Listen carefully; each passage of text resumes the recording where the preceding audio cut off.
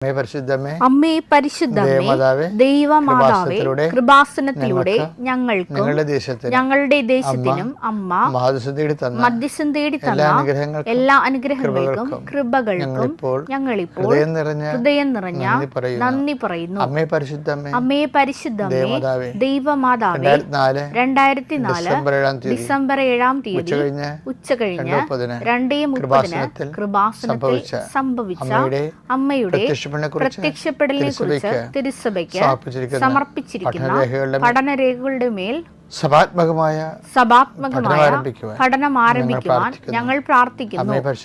അമ്മേ പരിശുദ്ധമേ, ഭൂസ്വർ ലോകങ്ങളുടെ രാജ്ഞിയായ അങ്ങേയ്ക്ക് ഭൗമസംരക്ഷണത്തിനായി പ്രപഞ്ച പ്രകൃതിയെ തന്നെ തിരുസഭ പ്രതിഷ്ഠിക്കുവാൻ ഈ പ്രത്യക്ഷീകരണം വഴി ഇടയാക്കണമേ.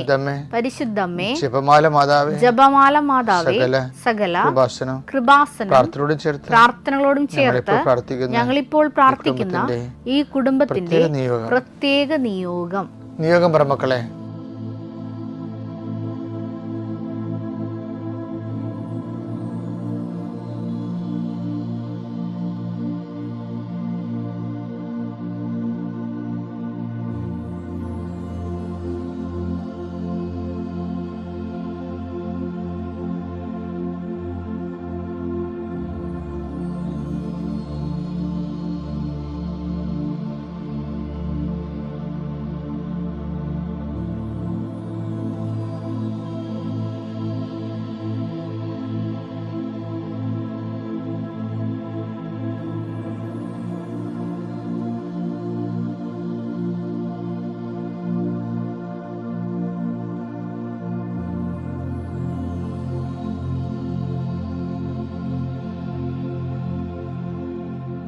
അമ്മയുടെ പ്രത്യക്ഷീകരണത്തിന്റെ ഈ അനുഗ്രഹവേളയിൽ ഞങ്ങൾക്ക് സാധിച്ചു തരുവാൻ കനിയണമേ. ആമേൻ. വിശ്വാസ പ്രമാണം. സർവശക്തനായ പിതാവും ആകാശത്തിന്റെയും ഭൂമിയുടെയും സൃഷ്ടാവുമായ ദൈവത്തിൽ ഞാൻ വിശ്വസിക്കുന്നു. അവിടുത്തെ ഏകപുത്രനും ഞങ്ങളുടെ കർത്താവുമായ ഈശോമിശിഹായിലും ഞാൻ വിശ്വസിക്കുന്നു. ഈ പുത്രൻ പരിശുദ്ധാത്മാവിനാൽ ഗർഭസ്ഥനായി കന്യകാമറിയത്തിൽ നിന്ന് പിറന്ന് പൊന്തിയോസ് പീലാത്തോസിന്റെ കാലത്ത് പീഡകൾ സഹിച്ച് കുരിശിൽ തറയ്ക്കപ്പെട്ട് മരിച്ച് അടക്കപ്പെട്ട് പാതാളങ്ങളിൽ ഇറങ്ങി മരിച്ചവരുടെ ഇടയിൽ നിന്ന് 3-ാം നാൾ ഉയർത്ത് സ്വർഗത്തിലേക്ക് എഴുന്നള്ളി സർവശക്തിയുള്ള പിതാവായ ദൈവത്തിന്റെ വലതുഭാഗത്തിരിക്കുന്നു. അവിടെ നിന്ന് ജീവിക്കുന്നവരെയും മരിച്ചവരെയും വിധിക്കുവാൻ വരുമെന്നും ഞാൻ വിശ്വസിക്കുന്നു. പരിശുദ്ധാത്മാവിലും ഞാൻ വിശ്വസിക്കുന്നു. വിശുദ്ധ കത്തോലിക്കാ സഭയിലും പുണ്യവാന്മാരുടെ ഐക്യത്തിലും പാപങ്ങളുടെ മോചനത്തിലും ശരീരത്തിന്റെ ഉയർപ്പിലും നിത്യമായ ജീവിതത്തിലും ഞാൻ വിശ്വസിക്കുന്നു. ആമേൻ. സ്വർഗ്ഗസ്ഥനായ ഞങ്ങളുടെ പിതാവേ, അങ്ങയുടെ നാമം പൂജിതമാകണമേ. അങ്ങയുടെ രാജ്യം വരണമേ. അങ്ങയുടെ തിരുമനസ് സ്വർഗത്തിലെ പോലെ ഭൂമിയിലും ആകണമേ. അന്നു വേണ്ടുന്ന ആഹാരം ഇന്ന് ഞങ്ങൾക്ക് തരണമേ. ഞങ്ങളോട് തെറ്റ് ചെയ്യുന്നവരോട് ഞങ്ങൾ ക്ഷമിക്കുന്നത് പോലെ ഞങ്ങളുടെ തെറ്റുകൾ ഞങ്ങളോടും ക്ഷമിക്കണമേ. ഞങ്ങളെ പ്രലോഭനത്തിൽ ഉൾപ്പെടുത്തരുതേ, തിന്മയിൽ ഞങ്ങൾ രക്ഷിക്കണമേ. ആമേൻ. നന്മ നിറഞ്ഞ മറിയമേ, സ്വസ്തി. കർത്താവ് അങ്ങയുടെ കൂടെ സ്ത്രീകളിൽ അങ്ങ് അനുഗ്രഹിക്കപ്പെട്ടവളാകുന്നു. അങ്ങയുടെ ഉദരത്തിൻ ഫലമായി ഈശോ അനുഗ്രഹിക്കപ്പെട്ടവനാകുന്നു. പരിശുദ്ധ മറിയമേ, തമ്പുരാന്റെ അമ്മേ, പാപികളായ ഞങ്ങൾക്ക് വേണ്ടി ഇപ്പോഴും ഞങ്ങളുടെ മരണസമയത്തും തമ്പുരാനോട് അപേക്ഷിക്കണമേ. ആമേൻ. കർത്താവിന്റെ ഉന്നതമായ നാമത്തിന് സ്തോത്രം ചെയ്യുന്നു. കർത്താവിന്റെ വിശുദ്ധ പൗരോഹിത്യത്തെ മഹത്വപ്പെടുത്തണമേ. കർത്താവ് ഒത്തിരിയേറെ എൻട്രൻസുകൾ എല്ലാം ഇൻ്റർവ്യൂ ഒക്കെ നടന്നുകൊണ്ടിരിക്കുന്ന സമയമാണ് ഈശോയെ. ജോലിക്കായാലും പഠനത്തിനായാലും ഇൻ്റർവ്യൂവിൻ്റെ കൂടെ കർത്താവ് കുറേ ആശയോടും പ്രതീക്ഷയോടും കൂടി ഇൻ്റർവ്യൂവിൻ്റെ ടെസ്റ്റ് എങ്ങനെയെങ്കിലും കർത്താവ് എൻ്റെ കയ്യിൽ നിന്ന് അബദ്ധം വന്നു, എന്നാലും ദൈവമേ നീ വിചാരിച്ച എന്നെ താങ്ങി നിർത്താൻ കഴിയുമെന്ന് വിചാരിച്ചുകൊണ്ട് ഇരിക്കുന്നവർക്ക് നിൻ്റെ സാന്നിധ്യം കൊടുത്തവർ നിലനിർത്തണമെന്ന് പ്രാർത്ഥിക്കുന്നു ഈശോയെ. എൻ്റെ കർത്താവെ, ചെറിയ കടകളൊക്കെ നടത്തുന്നവർ ഈശോയെ വല്ലാതെ വലയുന്നുണ്ട് ഈശോയെ. അവർക്ക് ഒന്നും അതിനകത്ത് കിട്ടണില്ല, പക്ഷേ കടങ്ങളാണ് വരണത്. ഇനി എങ്ങനെ ജീവിക്കുമെന്ന് പോലും അറിയാൻ പാലാതെ വിഷമിക്കുന്നവരുണ്ട് ഈശോയെ. അവരെ സന്ധിക്കണമെന്ന് പ്രാർത്ഥിക്കുന്നു ഈശോയെ. ഒരു തൊഴിൽ കണ്ടുപിടിക്കാൻ വേണ്ടി എന്ത് തൊഴിൽ ചെയ്താൽ ജീവിക്കാൻ പറ്റുമെന്ന് വിചാരിച്ചുകൊണ്ട് വിഷമിക്കുന്നവരുണ്ട് ഈശോയെ. അവരെ കർത്താവ് വിസ പുതുക്കി കിട്ടാത്തതിൻ്റെ പേരിൽ മക്കളെ കരഞ്ഞു വിളിച്ച് നിലവിളിക്കുമ്പോൾ അമ്മ അവരെ ആശ്വസിപ്പിക്കുന്നത്, ഉടമ്പടി എടുത്തവരുടെ മകനെ മാതാവ് നമ്മൾ സന്ദർശിക്കുമെന്നാണ്. ആ ഒരു ഒറ്റ ആശ്രമേ ഉള്ള അമ്മേ. അതെല്ലാ മക്കൾ അങ്ങനെ ചിന്തിക്കുന്ന ഓരോ മക്കളെയും പ്രാർത്ഥന കൂടുന്നുണ്ടെങ്കിൽ തീർച്ചയായിട്ടും കൃപാസന അൾത്താര ജീവനുടെ പ്രത്യക്ഷ മാതാവ്, സഞ്ചാരി മാതാവ് ആ മേഖലയിൽ ചെന്നിട്ട് അവരുടെ പ്രശ്നങ്ങളെ പരിഹരിച്ചുകൊണ്ട് അവർക്ക് സന്ധിപ്പ് നൽകാമെന്നതിന് വേണ്ടി എൻ്റെ കർത്താവിൻ്റെ ഉന്നതമായ നാമത്തിൽ സഭയുടെ അധികാരത്തിൽ കുരിശടയാളത്തിൽ നിങ്ങളെ അനുഗ്രഹിക്കട്ടെ.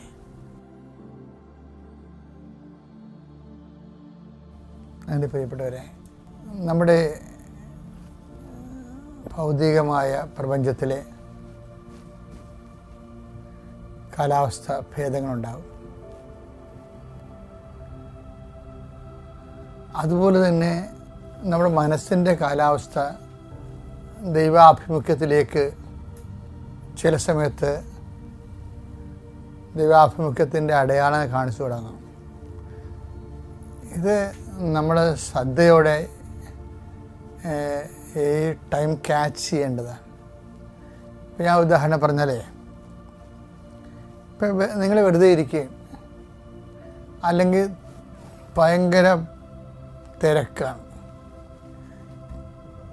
അപ്പോൾ എങ്ങനെ ശാന്തമായിരുന്നാലും തിരക്കായിരുന്നാലും ചില സമയത്ത് ഒന്ന് പ്രാർത്ഥിക്കണമെന്ന് തോന്നണമെന്ന് വിചാരിച്ചോ, ഒന്ന് പ്രാർത്ഥിച്ചാൽ കൊള്ളാമായിരുന്നു എന്ന് പറയുമ്പോൾ നിങ്ങളെന്ത് ചെയ്യും? ഇന്ന് സന്ധ്യക്ക് നേരത്തെ പ്രാർത്ഥിക്കാം എന്നല്ല നിങ്ങൾ പറയണ. അങ്ങനെയല്ലത്. ശരിക്കും പറഞ്ഞാൽ ഈ ദൈവാനുഗ്രഹം നമുക്ക് തരാൻ നേരത്തെ നമ്മുടെ ഉള്ളിലെ പരിശുദ്ധാത്മാവിനത് അറിയാൻ പറ്റും. അപ്പോൾ ആത്മാവ് അതിൻ്റെ അടയാളം കാണിക്കും. ക്ലൈമറ്റ് ചേഞ്ച് ചെയ്യാൻ പോകുന്നു എന്ന് കാണിക്കും. അപ്പോഴേ എൻ്റെ ഒരു നിർദ്ദേശം എന്ന് പറയണത്, ഇൻ കേസ് നിനക്ക് എവിടെ ബോട്ടിലാണ്, വള്ളത്തിലാണ്, വണ്ടിയിലാണ്, വാഹനത്തിലാണ്, ഓഫീസിലാണ്, എവിടെയാണ് നിനക്ക് എപ്പോഴാണ് നിനക്ക് പ്രാർത്ഥിക്കാൻ തോന്നണത്, അത് നീ മാറ്റി വെക്കരുത്. അത് പ്രേതൻ്റെ അലോട്ട് ടൈമാണത്. നീ നാളെ ചിലപ്പോൾ ദൈവസമാഗമത്തിന് നിൻ്റെ ഒരു ടൈം ഫിക്സ് ചെയ്യും. പക്ഷെ ആ ദൈവം അപ്പോഴ് അതർ ലൈനിലുണ്ടാവണം നിർബന്ധമില്ല. ദൈവം ലൈനിലുള്ളപ്പോൾ, അവൻ അടുത്തുള്ളപ്പോൾ തന്നെ അന്വേഷിക്കുമെന്ന് പറയത്തില്ലേ, അതാണിത്. യെശയ്യാ 55:6 കർത്താവിനെ കണ്ടെത്താൻ കഴിയുന്ന, അതന്നെ, കർത്താവിനെ കണ്ടെത്താൻ കഴിയുന്ന ഇപ്പോൾ തന്നെ അവിടുത്തെ അന്വേഷിക്കുവിൻ. അവിടുന്ന് അരികെയുള്ളപ്പോൾ അവിടുത്തെ വിളിക്കുവിൻ. അതായത് നിനക്ക് എപ്പോഴാണ് പ്രാർത്ഥിക്കാൻ തോന്നുന്നത്, ഒരു ദൈവവിചാരം തോന്നുന്നത്, പ്രാർത്ഥിക്കാൻ തോന്നുന്നത് നിർബന്ധമില്ല, ദൈവത്തെക്കുറിച്ചൊരു ഓർമ്മ തോന്നിയാൽ മതി. അതാണ് ടൈം എന്ന് പറയുന്നത്. അപ്പോൾ നീ എവിടെയാണെങ്കിലും അപ്പോൾ ഒരു നിമിഷം മൗനമായിട്ട് ദൈവത്തെ അനുസ്മരിക്കണം. ചിലപ്പോൾ നന്ദി പറഞ്ഞാൽ മതി, ഒന്നും വേണ്ട, ഇപ്പം എന്നെ ഓർപ്പിച്ചതിന് നന്ദി പറയുന്നു എന്ന് പറഞ്ഞാലും മതി. അല്ലെങ്കിൽ ഒരു നിമിഷം മൗനമായി ദൈവത്തിൽ ലയിച്ചിരുന്നാലും മതി, കണ്ണുകളടച്ച് ശാന്തമായിരുന്നാലും മതി. അപ്പം അങ്ങനെ വരുമ്പോൾ ഇതുപോലെ തന്നെ ഒരു ടൈം അപ്പോൾ തന്നെ അറിയാലോ. അതായത് ചില സമയത്ത് നേരെ ഓപ്പോസിറ്റും വരാം. അശ്വനിപാതം പോലെ നിലച്ചെറിയ സമയത്ത് ചില അസ്വസ്ഥതകൾ വരും. അപ്പോഴും നമ്മളോർക്കും നമുക്കെന്തോ കാലക്കേട് വന്നില്ല, ഇന്ന് ആരെയും കണി കണ്ടുകൊണ്ടാണ് ഇറങ്ങിയതെന്ന്. അതൊക്കെ ദൈവത്തെ അറിയാൻ പാലാത്തവർ അങ്ങനെ പല വിഡ്ഢിവേഷങ്ങളും പറയും. പക്ഷേ ദൈവബോധമുള്ളവനെ സംബന്ധിച്ചിടത്തോളം ചില സമയത്ത് നെഗറ്റീവ് അന്തരീക്ഷത്തിലൂടെയും ദൈവസാന്നിധ്യം ഉണ്ടാകും. ഇപ്പം നമ്മൾ ഉദാഹരണത്തിന് 24:32 എടുത്തേ, മത്തായിയുടെ സുവിശേഷം. അത്തിമരത്തിൽ നിന്ന് പഠിക്കുവിൻ, അതിന്റെ കൊമ്പുകൾ ഇളകാവുകയും തളിർക്കുകയും ചെയ്യുമ്പോൾ വേനൽക്കാലം അടുത്തിരിക്കുന്നുവെന്ന് നിങ്ങൾ മനസ്സിലാക്കുന്നു. അപ്പോഴേ വേനൽക്കാലം പിന്നെ ചൂടല്ലേ, ഈ ചില സമയത്ത് തണല് പോവേ, തണലിന് ഒത്തിരിയേറെ പ്രാധാന്യം ഉള്ളൊരു ദിവസമാണല്ലോ വേനൽക്കാലം. നമ്മൾ വഴിയെ പോകുമ്പോൾ തണൽ തേടിയില്ലേ ആൾക്കാർ പോണത്. ഞങ്ങളൊക്കെ സ്കൂളിലൊക്കെ പഠിക്കുന്ന സമയത്ത് തെങ്ങിൻ്റെ തണലിലൂടെയാണ് പോണത്. കാരണം 12 മണിക്ക് 1 മണിക്കൊക്കെ ഊണ് കഴിക്കാൻ വീട്ടിലോട്ട് വരുമ്പോൾ നല്ല വെയിൽ, സാധാരണ വഴി നല്ല വെയിലായിരിക്കും. അപ്പോൾ തെങ്ങിൻ്റെ തടം നോക്കി തണൽ നിർത്തി പോകും. വേനൽക്കാലത്തിൻ്റെ പ്രത്യേകത നമ്മൾ തണൽ തേടുന്ന ഒരു സമയമാണ്. നിങ്ങൾക്ക് ആരെങ്കിലും ഒന്ന് വേണം, ആരെങ്കിലും ഒന്ന് സംസാരിക്കണം, ആരോടെങ്കിലും നിങ്ങളുടെ ഈ സങ്കടം ഒന്ന് പറയണം, ഒന്ന് ഷെയർ ചെയ്യണം, ഒരു തണൽ വേണമെന്ന് പറയണത് അതാണ് വേനൽക്കാലം എന്ന് പറയുന്നത്. പക്ഷേ വേനൽക്കാലത്ത് വേറെ പ്രത്യേകത, നിങ്ങൾ പറയുന്ന ആളിൽ നിന്നല്ലായിരിക്കും ചിലപ്പോൾ സ്വാതന്ത്ര്യം ഉണ്ടാകാൻ പോണത്. അടുത്ത വചനം വായിച്ചേ. അതുപോലെ ഇതെല്ലാം കാണുമ്പോൾ വേനൽക്കാലത്തിന്റെ അടയാളം കാണുമ്പോൾ അവൻ സമീപത്ത് വാതിൽക്കലെത്തിയിരിക്കുന്നുവെന്ന് നിങ്ങൾ മനസ്സിലാക്കിക്കൊള്ളുവിൻ. അപ്പൊ ദൈവത്തിന്റെ വരവാണ് വേനൽക്കാലം. ഇപ്പൊ നമ്മളൊക്കെ വേനൽക്കാലം എന്ന് പറയുമ്പോൾ നമുക്ക് തണൽ നഷ്ടപ്പെട്ടു, ഒരു തണലിന് വേണ്ടി നമ്മൾ കെഞ്ചുന്നു, ആരെങ്കിലും ഒന്ന് സംസാരിക്കാൻ കിട്ടിയിരുന്നെങ്കിൽ, നമ്മുടെ ദുഃഖഭാരങ്ങളൊന്ന് ഇറക്കി വെക്കാൻ കഴിഞ്ഞിരുന്നെങ്കിൽ നമ്മൾ ഓർക്കും. പക്ഷേ വേണ്ടത് ആരെയാണ് ശരിക്കും പറഞ്ഞാൽ? വേണ്ടത് ദൈവത്തെയാണ്. ദൈവം നമ്മളെ സന്ധിക്കാനും സംരക്ഷിക്കാനും വാതിൽക്കൽ നിൽക്കുമ്പോഴാണ് നമുക്ക് വേനൽക്കാലമായിട്ട് നമുക്ക് ഫീൽ ചെയ്യണത്. ഇങ്ങനെയുള്ള കാലങ്ങൾ വിവേചിക്കാൻ വേണ്ടി പ്രത്യേകം ശ്രദ്ധിക്കണം.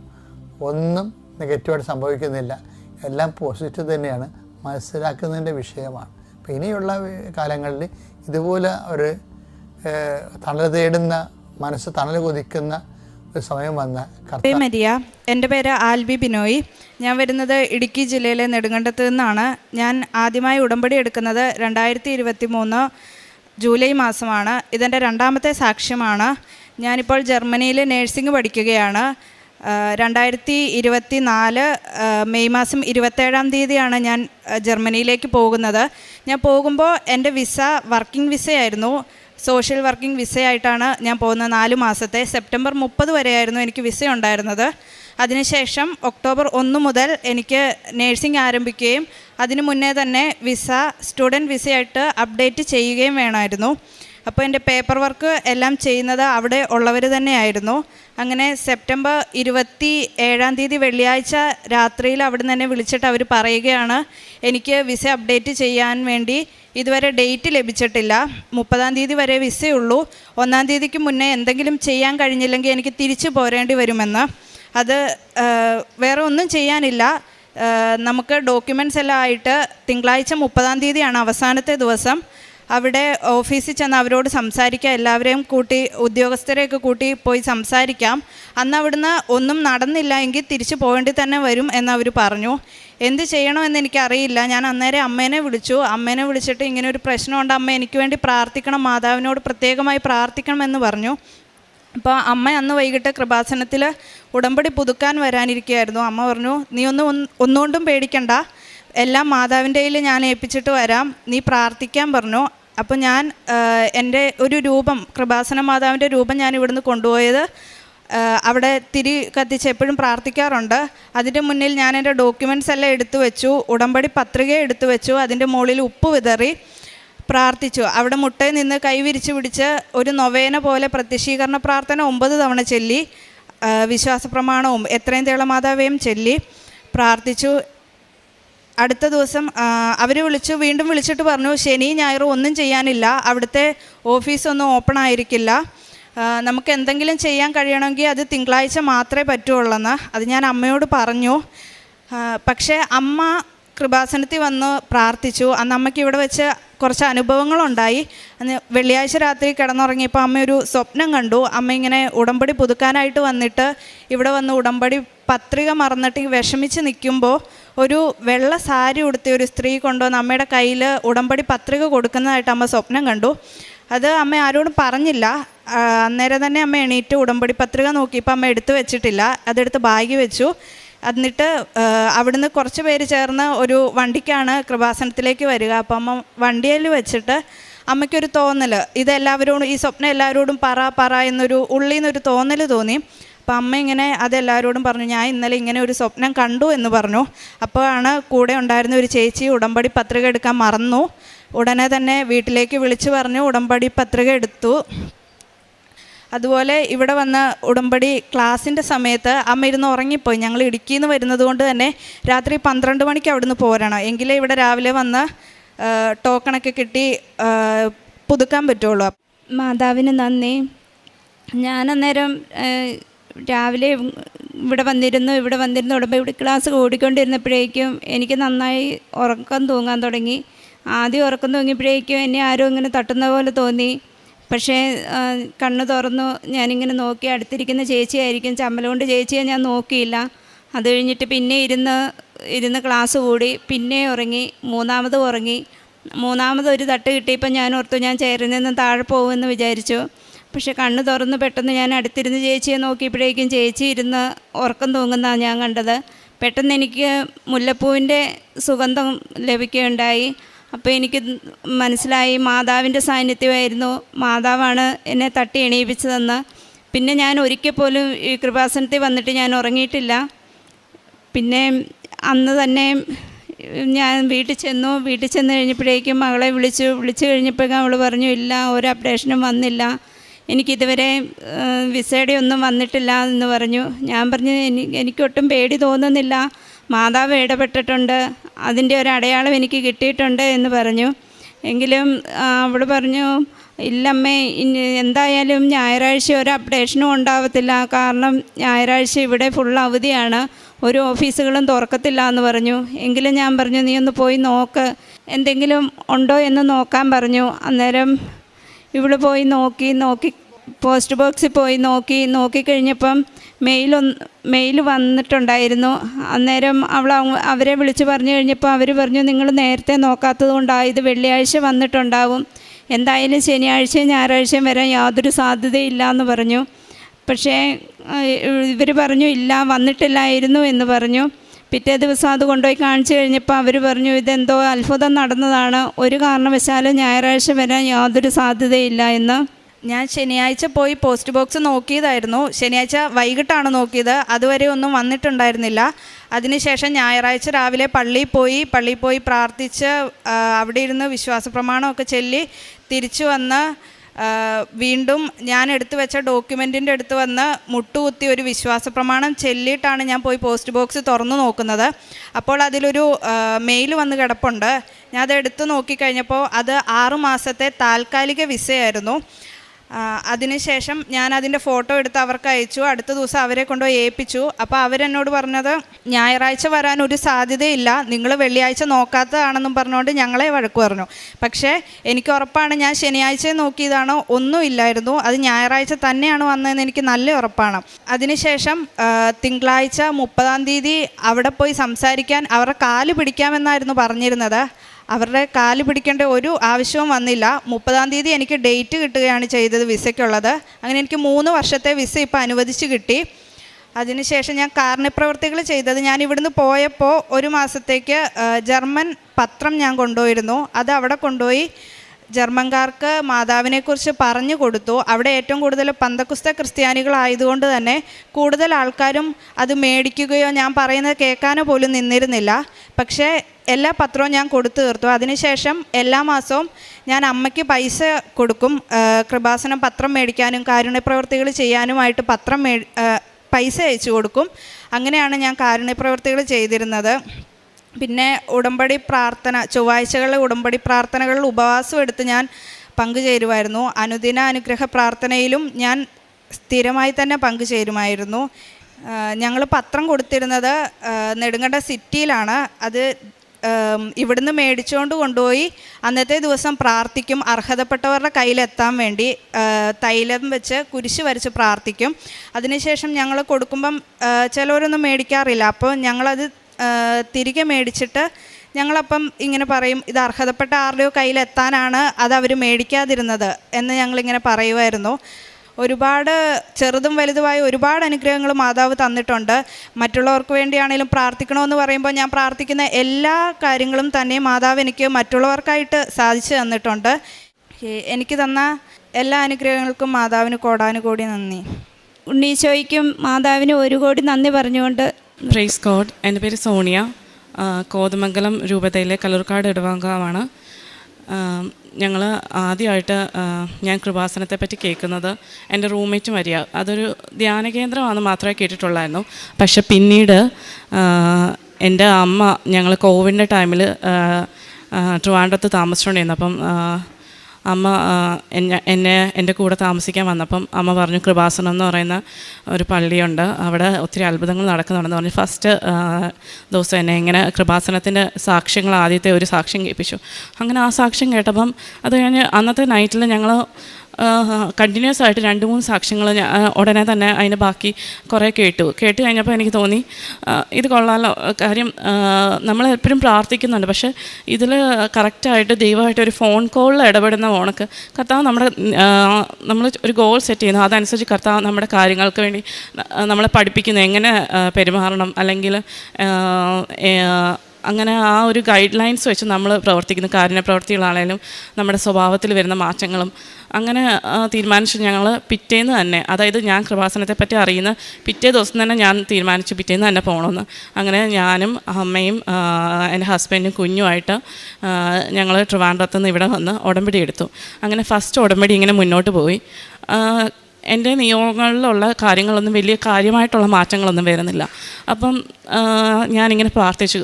സെക്കൻഡ് ഉടമ്പടി എടുത്തു. അപ്പോൾ സെക്കൻഡ് ഉടമ്പടിയിൽ ഞാനിങ്ങനെ പ്രാർത്ഥിച്ചു, എന്തുകൊണ്ടാണ് എൻ്റെ ഉടമ്പടി ഫയർ ആവാത്ത, അല്ലെങ്കിൽ എന്തുകൊണ്ടാണത് നല്ല ഇൻവോൾവ്മെൻറ്റ് വരാതെ എന്തുകൊണ്ടാണ് ഡിലേ ആവുന്നതെന്നുള്ള റീസൺ, ആ റീസൺ എന്താണെന്ന് അമ്മ മാതാവെ പറഞ്ഞു തരണേ എന്നും പ്രാർത്ഥിക്കുമായിരുന്നു. അങ്ങനെ പ്രാർത്ഥിച്ചുകൊണ്ടിരുന്നപ്പം ഫസ്റ്റ് ഉടമ്പടിയിൽ നടന്നില്ലെങ്കിൽ പോലും ഞാൻ ഒരിക്കലും നിരാശപ്പെട്ടില്ല. എനിക്കറിയാമായിരുന്നു ഫസ്റ്റ് ഉടമ്പടിയിൽ ഒത്തിരി ചാലഞ്ചസ് വരും. അങ്ങനെ അതെനിക്ക് ഉറപ്പുണ്ടായതുകൊണ്ട് തന്നെ സെക്കൻഡ് ഉടമ്പടി ഞാൻ കണ്ടിന്യൂസ് ആയിട്ട് മുന്നോട്ട് പോയി. ആ ഒരു വിശ്വാസം ഉണ്ടായിരുന്നു, എന്തായാലും മാതാവ് ഇടപെടുമെന്നൊരു വിശ്വാസം ഉണ്ടായിരുന്നു. അങ്ങനെ മുന്നോട്ട് പോയി. അങ്ങനെ സെക്കൻഡ് ഉടമ്പടിയിൽ ഇങ്ങനെ പ്രാർത്ഥിച്ചു, എന്ത് കാര്യത്തിലാണ് ഡിലേ വരുന്നതെന്ന് മനസ്സിലാക്കി തരണേന്ന്. അങ്ങനെ ഒരു ദിവസം ഞാൻ ഉറങ്ങിക്കൊണ്ടിരുന്നപ്പം സ്വപ്നം കണ്ടു ജോസഫ് അച്ഛനെ. അപ്പം ജോസഫ് അച്ഛനാണെങ്കിൽ എന്നോട് ഉടമ്പടി ധ്യാനത്തിൽ സംസാരിക്കുന്ന ഉണക്കന്നെ എനിക്ക് ഉടമ്പടിയുടെ ഉപദേശങ്ങൾ തരിക. അപ്പം അച്ഛൻ ഇരിക്കുന്ന സ്ഥലം എന്ന് പറയുന്നത് എൻ്റെ അമ്മ വീടാണ്. അപ്പോൾ എൻ്റെ അമ്മ വീട്ടിലെ സോഫയിലിരുന്ന് അച്ഛൻ എന്നോട് സംസാരിക്കും, ഞാൻ എൻ്റെ ഓപ്പോസിറ്റ് സൈഡിൽ ഇരിക്കും. അപ്പോൾ എനിക്ക് മനസ്സിലായി, എൻ്റെ കല്യാണം കഴിഞ്ഞത് കോവിഡിൻ്റെ ടൈമിലായിരുന്നു. അപ്പം കോവിഡിൻ്റെ ആൾക്കാരുടെ റെസ്ട്രിക്ഷൻസ് ഒക്കെ ഉണ്ടായിരുന്നു. അപ്പം എൻ്റെ കസിൻസിന് എൻ്റെ കല്യാണത്തിന് വലിയ ഇൻവോൾവ്മെൻറ്റ് വന്നില്ലായിരുന്നു. ഞാൻ പ്രതീക്ഷിച്ച രീതിയിൽ എല്ലാവരും വന്നില്ല, ചിലർക്ക് വിളിച്ചത് ശരിയായില്ല, അങ്ങനെ എന്തൊക്കെയോ.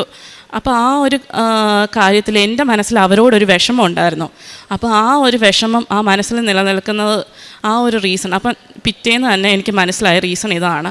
ഞാൻ ഉടനെ തന്നെ പെട്ടെന്ന് തിരിച്ച് വീട്ടിലെത്തുകയും കസിൻസിനടുത്തെത്തി എല്ലാവരോടും നല്ല രീതിയിൽ ഇടപെടുകയും അവരോട് ക്ഷമിക്കാനും അവർക്ക് വേണ്ടി പ്രാർത്ഥിക്കാനും ഒക്കെ ഒരു മനസ്സ് ഞാൻ ക്രമപ്പെടുത്തി.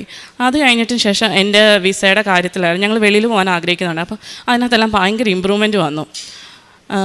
അത് കഴിഞ്ഞ് ഇത് കണക്ക് എനിക്ക് വിസ വന്നു.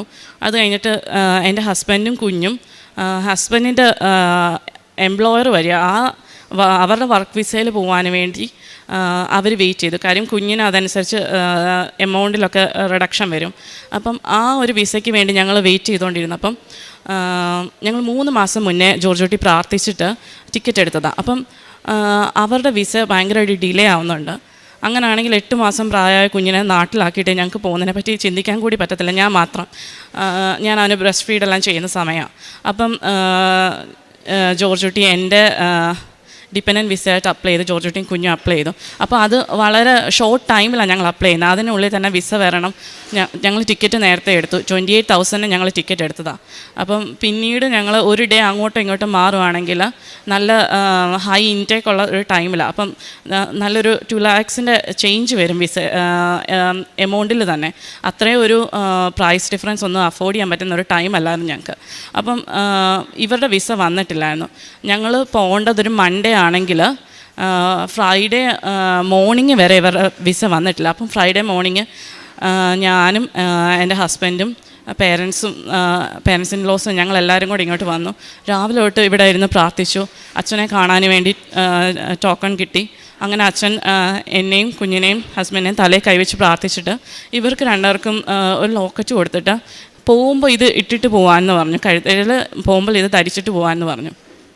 അങ്ങനെ ഫ്രൈഡേ ഫുൾ ഡേ ഞങ്ങൾക്ക് മെസ്സേജ് ഒന്നും വന്നില്ല വിസ വന്നതായിട്ട്. സാറ്റർഡേ ആയപ്പോൾ ഞങ്ങൾക്ക് മെസ്സേജ് വന്നു ഇത് കണക്ക് വിസ വന്നിട്ടുണ്ടെന്ന്. അങ്ങനെ ഞങ്ങൾ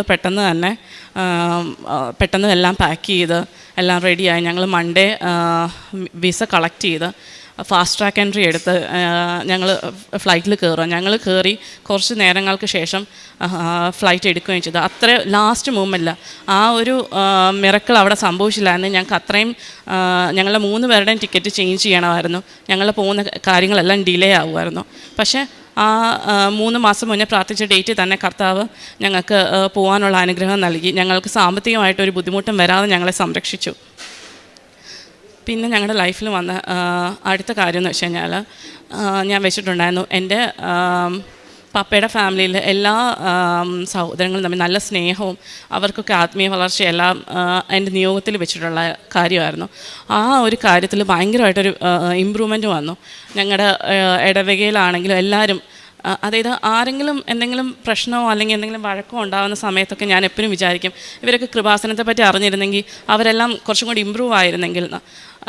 അവരുടെ ലൈഫ് കൃപാസനത്തെ പറ്റി അറിയുമ്പോൾ ഓട്ടോമാറ്റിക്കലി അവരുടെ സ്പിരിച്വൽ ലൈഫ് ഇമ്പ്രൂവ് ആവും, അവരുടെ ടോട്ടൽ ലൈഫ് തന്നെ ഇമ്പ്രൂവ്മെൻ്റ് ആവാനൊരു ചാൻസ് ഉണ്ട്. അപ്പോൾ എന്നെക്കൊണ്ട് പറ്റുന്ന രീതിയിൽ ഞാൻ എല്ലാവരോടും പറയുമായിരുന്നു. പക്ഷേ ഞാൻ UK സമയത്ത് തന്നെ ഞാൻ അറിഞ്ഞ അമ്മ വഴി ഞങ്ങളുടെ പള്ളിയിലൊരു അച്ഛൻ വന്നു. ആ അച്ഛൻ കൃപാസനത്തെ പറ്റി ഒത്തിരി പ്രസംഗത്തിൻ്റെ ഇടയിൽ പറയും. അങ്ങനെ ആ ഒരു ആഗ്രഹം, ഞാൻ നിയോഗത്തിൽ വെച്ചിരുന്നൊരാഗ്രഹം ഫാമിലിയും അല്ലെങ്കിൽ പള്ളിയിലൊക്കെ നല്ലൊരു സ്പിരിച്വൽ ഇമ്പ്രൂവ്മെൻറ്റ് എനിക്ക് കാണാൻ പറ്റി. പിന്നെ അടുത്തതാണെങ്കിൽ UK പോകുന്നവർക്കറിയാം, നമ്മൾ വർക്ക് ചെയ്ത ഫീൽഡിൽ തന്നെ ജോലി കിട്ടുക എന്നുള്ളത് അത്ര എളുപ്പമുള്ള കാര്യമല്ല. അപ്പം ഞങ്ങൾക്ക് 2 പേർക്കും ഞങ്ങൾ ടെക്നോ പാർക്കിൽ വർക്ക് ചെയ്തപ്പോൾ തന്നെ ഞങ്ങൾക്ക് ഭയങ്കര ആഗ്രഹമുള്ള കാര്യം ഞങ്ങൾ വർക്ക് ചെയ്ത ഫീൽഡിൽ തന്നെ വർക്ക് ഫ്രം ഹോം ആയിട്ടുള്ളൊരു ജോലി കിട്ടണമെന്നുള്ളത്. അപ്പം ഈശോ എന്നെയും ജോർജുട്ടിനെയും അങ്ങനെ ഒരു വലിയ കൃപ, ഞങ്ങൾക്ക് 2 പേർക്കും വർക്ക് ഫ്രം ഹോം ആയിട്ടൊരു ജോലി, കുഞ്ഞിനെ നോക്കാനും. കാര്യം വേറെ ആരും ഇല്ലാത്ത സമയത്ത് തന്നെ ഞങ്ങൾ അങ്ങനെ ഒരു ഫാമിലി ലൈഫ് മുന്നോട്ട് കൊണ്ടുപോകാനുള്ളൊരു നല്ലൊരു ജോബ് നൽകി ഞങ്ങളെ അനുഗ്രഹിച്ചു. പിന്നെ അടുത്ത കാര്യം എന്ന് പറഞ്ഞു കഴിഞ്ഞാൽ, ഞങ്ങൾ ലൈഫ് സ്റ്റാർട്ട് ചെയ്തോളൂ ഞങ്ങൾ ഫിനാൻഷ്യലി അത്ര വെൽ സെറ്റിൽഡ് ഒന്നും അല്ല. അപ്പം ഒരിക്കലും ഒരു വീടിനെ പറ്റിയൊന്നും അങ്ങനെ ആഗ്രഹമുണ്ട്, എനിക്കെപ്പോഴും ആഗ്രഹമുണ്ട്, എനിക്ക് പ്രതീക്ഷയുണ്ട്. എന്ത് പ്രശ്നം വന്നാലും അല്ലെങ്കിൽ എന്ത് ആഗ്രഹം ഉണ്ടെങ്കിലും ഞാൻ പറയും, നമ്മൾ കർത്താവിൻ്റെ സ്പെഷ്യൽ ആൾക്കാരാണ്, നമ്മൾ ഉടമ്പടിയിലുള്ള നമ്മൾ കർത്താവിൻ്റെ സ്പെഷ്യൽ ജനമാണെന്ന് പറയും. അപ്പം നമുക്ക് എല്ലാം അടിപൊളി സൂപ്പർ സാധനങ്ങൾ നമുക്ക് കിട്ടത്തുള്ളൂ. നമുക്കൊരിക്കലും ചിലത് നടക്കാതെ പോകത്തില്ല, മറ്റുള്ളവർക്ക് നടക്കാത്ത കാര്യങ്ങൾ നമ്മുടെ ജീവിതത്തിൽ നടക്കുമെന്ന് ഞാൻ എപ്പോഴും പറയാമെന്ന്. അപ്പം വീടിനെ പറ്റി ഞാൻ എപ്പോഴും ഹസ്ബൻഡിനോട് പറയും. പക്ഷേ ഞങ്ങൾ അവിടെ ചെന്നിട്ട് 2 വർഷം ആയതേ ഉള്ളൂ. ഞങ്ങൾക്ക് ഒരിക്കലും വീട് കിട്ടുമെന്നോ അങ്ങനെ ഒരു പ്രതീക്ഷയോ കാര്യങ്ങളൊന്നുമില്ല. അപ്പം എൻ്റെ ഫ്രണ്ട് അവളെ പോളണ്ടുകാരി, അപ്പോൾ ബ്രിട്ടീഷ് പോളണ്ട്, അവർ നല്ല വെൽ സെറ്റിൽഡായിട്ട് അവർക്ക് ഒരു 50% ഡെപ്പോസിറ്റും എല്ലാമായിട്ട് അവർ വീടിനെ പറ്റിയൊക്കെ സംസാരിക്കുമ്പോൾ ഞാനും ഇങ്ങനെ ചിന്തിക്കും. അങ്ങനെ ഒരു ദിവസം ഞാൻ ഹസ്ബൻഡിനോട് പറഞ്ഞു, നമുക്കും കൂടെ ഒന്ന് അപ്ലൈ ചെയ്ത് നോക്കാം. അപ്പം ഞങ്ങൾ നോക്കുന്നതെല്ലാം സെക്കൻഡ് ഹാൻഡ് വീട്, ഞങ്ങൾക്കൊരു പ്രതീക്ഷയില്ല വീട് കിട്ടുമെന്നുള്ള കാര്യത്തിൽ. പക്ഷെ ഞങ്ങൾ ശ്രമിച്ച് നോക്കാമെന്ന് കരുതി, ബാങ്കൊക്കെ എന്നാ പറയുന്നത് ഞങ്ങളുടെ ക്രെഡിറ്റ് സ്കോർ വെച്ചിട്ടെന്ന് ശ്രമിച്ച് നോക്കാമെന്ന് കരുതി ഞങ്ങൾ മുന്നോട്ട് പോയപ്പോൾ ഞങ്ങൾ നോക്കി സെക്കൻഡ് ഹാൻഡ് വീടിൻ്റെ ഫസ്റ്റ് സെറ്റ് ഓഫ് മീറ്റിംഗ് കഴിഞ്ഞിട്ട് ഞങ്ങളത് റിജക്റ്റായി. അത് കഴിഞ്ഞ് പിന്നെ അടുത്ത ഞങ്ങൾ കാണുന്ന ഒരു അഡ്വർടൈസ്മെൻറ്റ്, ന്യൂലി ബിൽഡ്, പണിയുന്നതേ ഉള്ളൂ. ഞങ്ങൾ നോക്കുന്ന വീടുകളൊക്കെ ഞങ്ങളൊരു സെക്കൻഡ് ഹാൻഡ് 2 മുറിയുള്ള, കാര്യം ഞാനും ഹസ്ബൻഡും ഉള്ളൂ, വലിയ ചിലവൊന്നും വരുത്തണ്ടെന്ന് എഴുതിയാണ് നോക്കുന്നത്. പക്ഷേ ഞങ്ങൾക്ക് മാതാവ് തന്നത്, ഉടമ്പടി വരെ തന്നത് 3 ബെഡ്റൂമുള്ള ഒരു പുതിയ വീടാണ്. അത് ഞങ്ങൾ എന്താ പറയുന്നത്, ₹1 ഡെപ്പോസിറ്റോ അല്ലെങ്കിൽ പ്രീവിയസ് പ്ലാനിങ്ങോ ഇല്ലാതെ വിത്തിൻ 4 months 3-4 monthsനുള്ളിൽ, ജോർജ് കുട്ടി ആയിരുന്നു ആ സമയത്ത്, ഉടമ്പടി നിയോഗമായിട്ട് ജോർജ് കുട്ടി അന്നേരം വെച്ച് പ്രാർത്ഥിച്ചു. ഞങ്ങൾക്ക് ആഗ്രഹം വന്നപ്പോൾ വെച്ച് പ്രാർത്ഥിച്ച് ആ ഉടമ്പടി തീരുന്നതിനുള്ളിൽ തന്നെ ഞങ്ങൾക്ക് നല്ലൊരു വീട് ദൈവം നൽകി അനുഗ്രഹിച്ചു.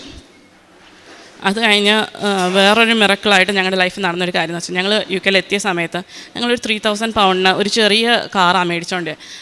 ആ കാറ് പക്ഷേ നമുക്ക് അത്ര നോക്കി മേടിക്കാൻ പറ്റാഞ്ഞിട്ട് അത് ഞങ്ങൾക്ക് നല്ല നഷ്ടമായിപ്പോയി. അതിനകത്ത് പിന്നെ പണിയും അത് കഴിഞ്ഞ് റീസെയിലിന് വിൽക്കുകയോ എല്ലാം ചെയ്ത് ഒരു 1000, അതായത് 1 ലക്ഷം രൂപ മാത്രമേ ഞങ്ങളുടെ കയ്യിൽ തിരിച്ചു കാശുള്ളൂ.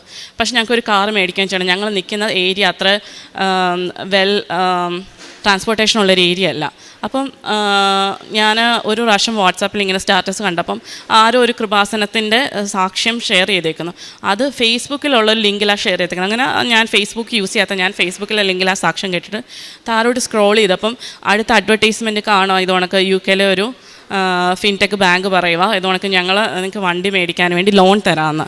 അങ്ങനെ ഞാൻ ആ അഡ്വർടൈസ്മെൻറ്റ് സ്ക്രീൻഷോട്ട് എടുത്ത് ജോർജ് കുട്ടി വൈകുന്നേരം ഡ്യൂട്ടി കഴിഞ്ഞ് വന്നപ്പം കാണിച്ചു കൊടുത്ത് ഞാൻ പറഞ്ഞു. അന്നേരം ജോർജ് കുട്ടി പറഞ്ഞു ചാൻസ് കുറവാണ്, ഞങ്ങൾക്ക് ഇത്രയും നാളായിട്ടുള്ളൂ, നല്ല ക്രെഡിറ്റ് സ്കോറും കാര്യങ്ങളൊന്നും ഇമ്പ്രൂവ് ആയിട്ടില്ല, ട്രൈ ചെയ്ത് നോക്കാമെന്ന് പറഞ്ഞു. അങ്ങനെ ഞങ്ങൾ ട്രൈ ചെയ്ത് നോക്കി. വിത്തിൻ ഒരു 5 അത്രയും മിനിറ്റ്സിനുള്ളിൽ ഞങ്ങളുടെ ബാക്ക്ഗ്രൗണ്ട് സ്കോറും കാര്യങ്ങളെല്ലാം ചെക്ക് ചെയ്തിട്ട് ഞങ്ങളുടെ അക്കൗണ്ടിലോട്ട് 28,000 പൗണ്ട്സ്, നമ്മുടെ ഇവിടുത്തെ ഒരു 28 ലക്ഷം രൂപയോളം ഞങ്ങൾക്ക് വരുക. ഇഷ്ടമുള്ള കാറ് പോയി മേടിച്ചോളാം എന്ന് പറഞ്ഞിട്ട് അത് അങ്ങനെ ഞങ്ങൾ നല്ലൊരു കാറ്, ആദ്യത്തെ കാറിൽ ഞങ്ങൾ ഒത്തിരി അനുഭവിച്ച വിഷമങ്ങളും പ്രയാസങ്ങളും ഒക്കെ മാറാൻ വേണ്ടി നല്ലൊരു കാർ എടുക്കാൻ ദൈവം സഹായിച്ചു. ഇപ്പോൾ ഈ വീടിൻ്റെ കാര്യമാണെങ്കിൽ പോലും വളരെ വലിയൊരു അത്ഭുതമായിട്ട് അത്രയും ഡെപ്പോസിറ്റോ കാര്യങ്ങളോ ഒന്നും ഇല്ലാതെ ഞങ്ങളെ സങ്കല്പത്തിൽ പോലും ഇല്ലാഞ്ഞിട്ട് പോലും ദൈവം ഞങ്ങളെ അനുഗ്രഹിച്ചൊരു കാര്യമാണ്. പിന്നെ പറയുവാണെങ്കിൽ പ്രേക്ഷിത പ്രവർത്തനങ്ങൾ ഞങ്ങളുടെ ലൈഫിൽ എന്നെയും കൊണ്ട് ഈ ഫസ്റ്റ് ഉടമ്പടി എടുത്ത നാൾ തൊട്ട് അല്ലെങ്കിൽ കൃപാസനത്തെ പറ്റി അറിഞ്ഞ നാൾ തൊട്ട് ഞാനൊരു വ്യക്തിനെ ഇപ്പോൾ ഒരു ഹോട്ടലിൽ പോയിരിക്കുകയാണെങ്കിൽ ഓപ്പോസിറ്റ് സൈഡിൽ ഇരിക്കുകയാണെങ്കിൽ ഞാൻ കാണുന്ന ആൾക്കാരോടൊക്കെ ജസ്റ്റ് സംസാരിക്കുന്നതിൻ്റെ കൂട്ടത്തിൽ ഞാൻ കൃപാസനത്തെ പറ്റി സംസാരിക്കും. ഞാൻ ഇത്രേ ചിന്തിക്കുന്നുള്ളൂ, ഞാനൊരു കുറച്ച് നാൾക്ക് മുന്നേ കൃപാസനത്തെ പറ്റി അറിഞ്ഞിരുന്നെങ്കിൽ ഞങ്ങളുടെ ലൈഫിൽ വളരെ വലിയ ചേഞ്ചസും അല്ലെങ്കിൽ വളരെ വലിയ ഇമ്പ്രൂവ്മെൻറ്റും വന്നേനെ. അപ്പം എന്നെ കൊണ്ട് പറ്റുന്ന രീതിയിൽ അറിയാവുന്ന ആൾക്കാരോടൊക്കെ ഞാൻ കൃപാസനത്തെ പറ്റി പറഞ്ഞു കൊടുക്കും. അല്ലെങ്കിൽ കൃപാസനത്തിൻ്റെ ഞങ്ങളുടെ ലൈഫിൽ വന്നിട്ടുള്ള അത്ഭുതങ്ങൾ, മിറക്കിൾസ്, ഉടമ്പടി തൈലം യൂസ് ചെയ്തും ഉപ്പ് യൂസ് ചെയ്തും അങ്ങനെ പറ്റുന്ന ആൾക്കാരോട് എന്നെ കൊണ്ട് പറ്റുന്ന രീതിയിൽ റോസറി ഗ്യാതറിങ്സിൽ UK അല്ലെങ്കിൽ ബ്രിട്ടീഷുകാരോട് ഈവൻ എനിക്കൊരു ഇൻ്റർവ്യൂ ഉണ്ടെങ്കിൽ പോലും ഞാൻ അഭിമാനത്തോടെ എൻ്റെ പോസിറ്റീവ്നെസ് പറയുമ്പോൾ ഞാൻ പറയുന്നൊരു കാര്യമാണ്, ഞാനൊരു ക്രിസ്ത്യനാണെന്നും അതനുസരിച്ച് എൻ്റെ പറ്റുന്ന വേദികളിലെല്ലാം ഞാൻ എൻ്റെ കൃപാസനത്തെ പറ്റി പറയാറുണ്ട്. പിന്നെ ഫിനാൻഷ്യലി ഞങ്ങൾ രണ്ടുപേരും ജെവൈസാണ്. അപ്പം ജെവൈസിന് എന്തെങ്കിലും പ്രോഗ്രാം നടക്കുമ്പോൾ പറ്റുന്ന ഫണ്ടിങ് അല്ലെങ്കിൽ അമ്മ വഴി അറിയാവുന്ന ആതുരാലയത്തിൽ കൊടുക്കാൻ പറ്റുന്ന കാശ്, അല്ലെങ്കിൽ ജോർജ് കുട്ടിയുടെ ആൻറ്റി സിസ്റ്ററാണ്, അപ്പം പുള്ളിക്കാരി വഴി അങ്ങനെ ഞങ്ങളെ കൊണ്ട് പറ്റുന്ന രീതിയിൽ ഫിനാൻഷ്യലി സപ്പോർട്ട് ചെയ്യുന്നുണ്ട്. പിന്നെ പത്രം, ഞാൻ ഇവിടെ നാട്ടിലായിരുന്നപ്പോൾ 2 വട്ടം ഉടമ്പടി എനിക്ക് പുതുക്കാൻ പറ്റുള്ളൂ. ഫസ്റ്റ് ഉടമ്പടിയും സെക്കൻഡ് ഉടമ്പടി. അത് കഴിഞ്ഞപ്പോഴത്തേന് ഞാൻ ഉടമ്പടി നിയോഗത്തിൽ വെച്ചത് പോണക്കാൻ എനിക്ക് വിദേശത്ത് പോകാൻ പറ്റി.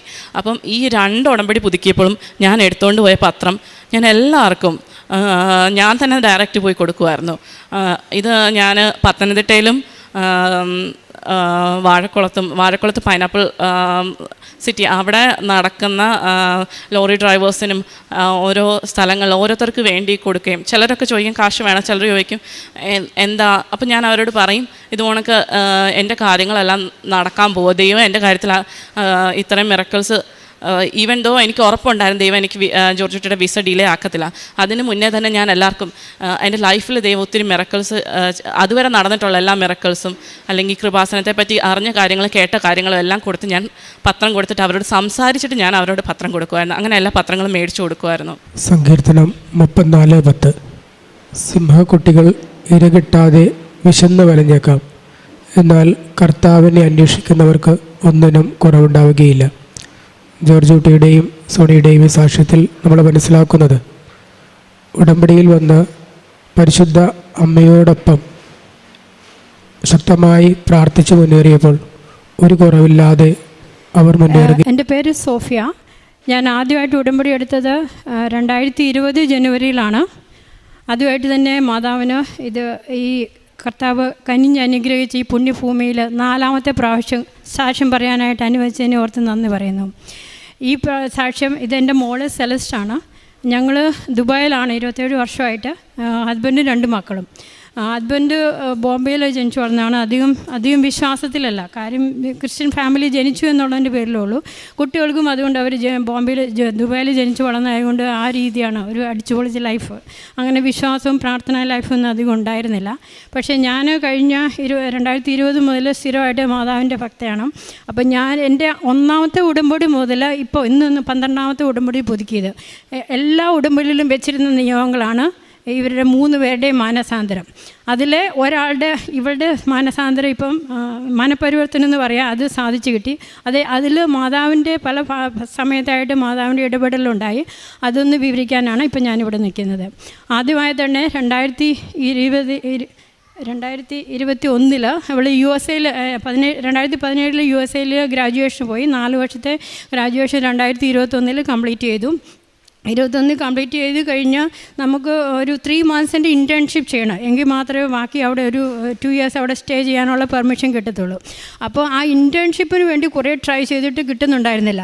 അപ്പം വിസ തീരാറായി താനും.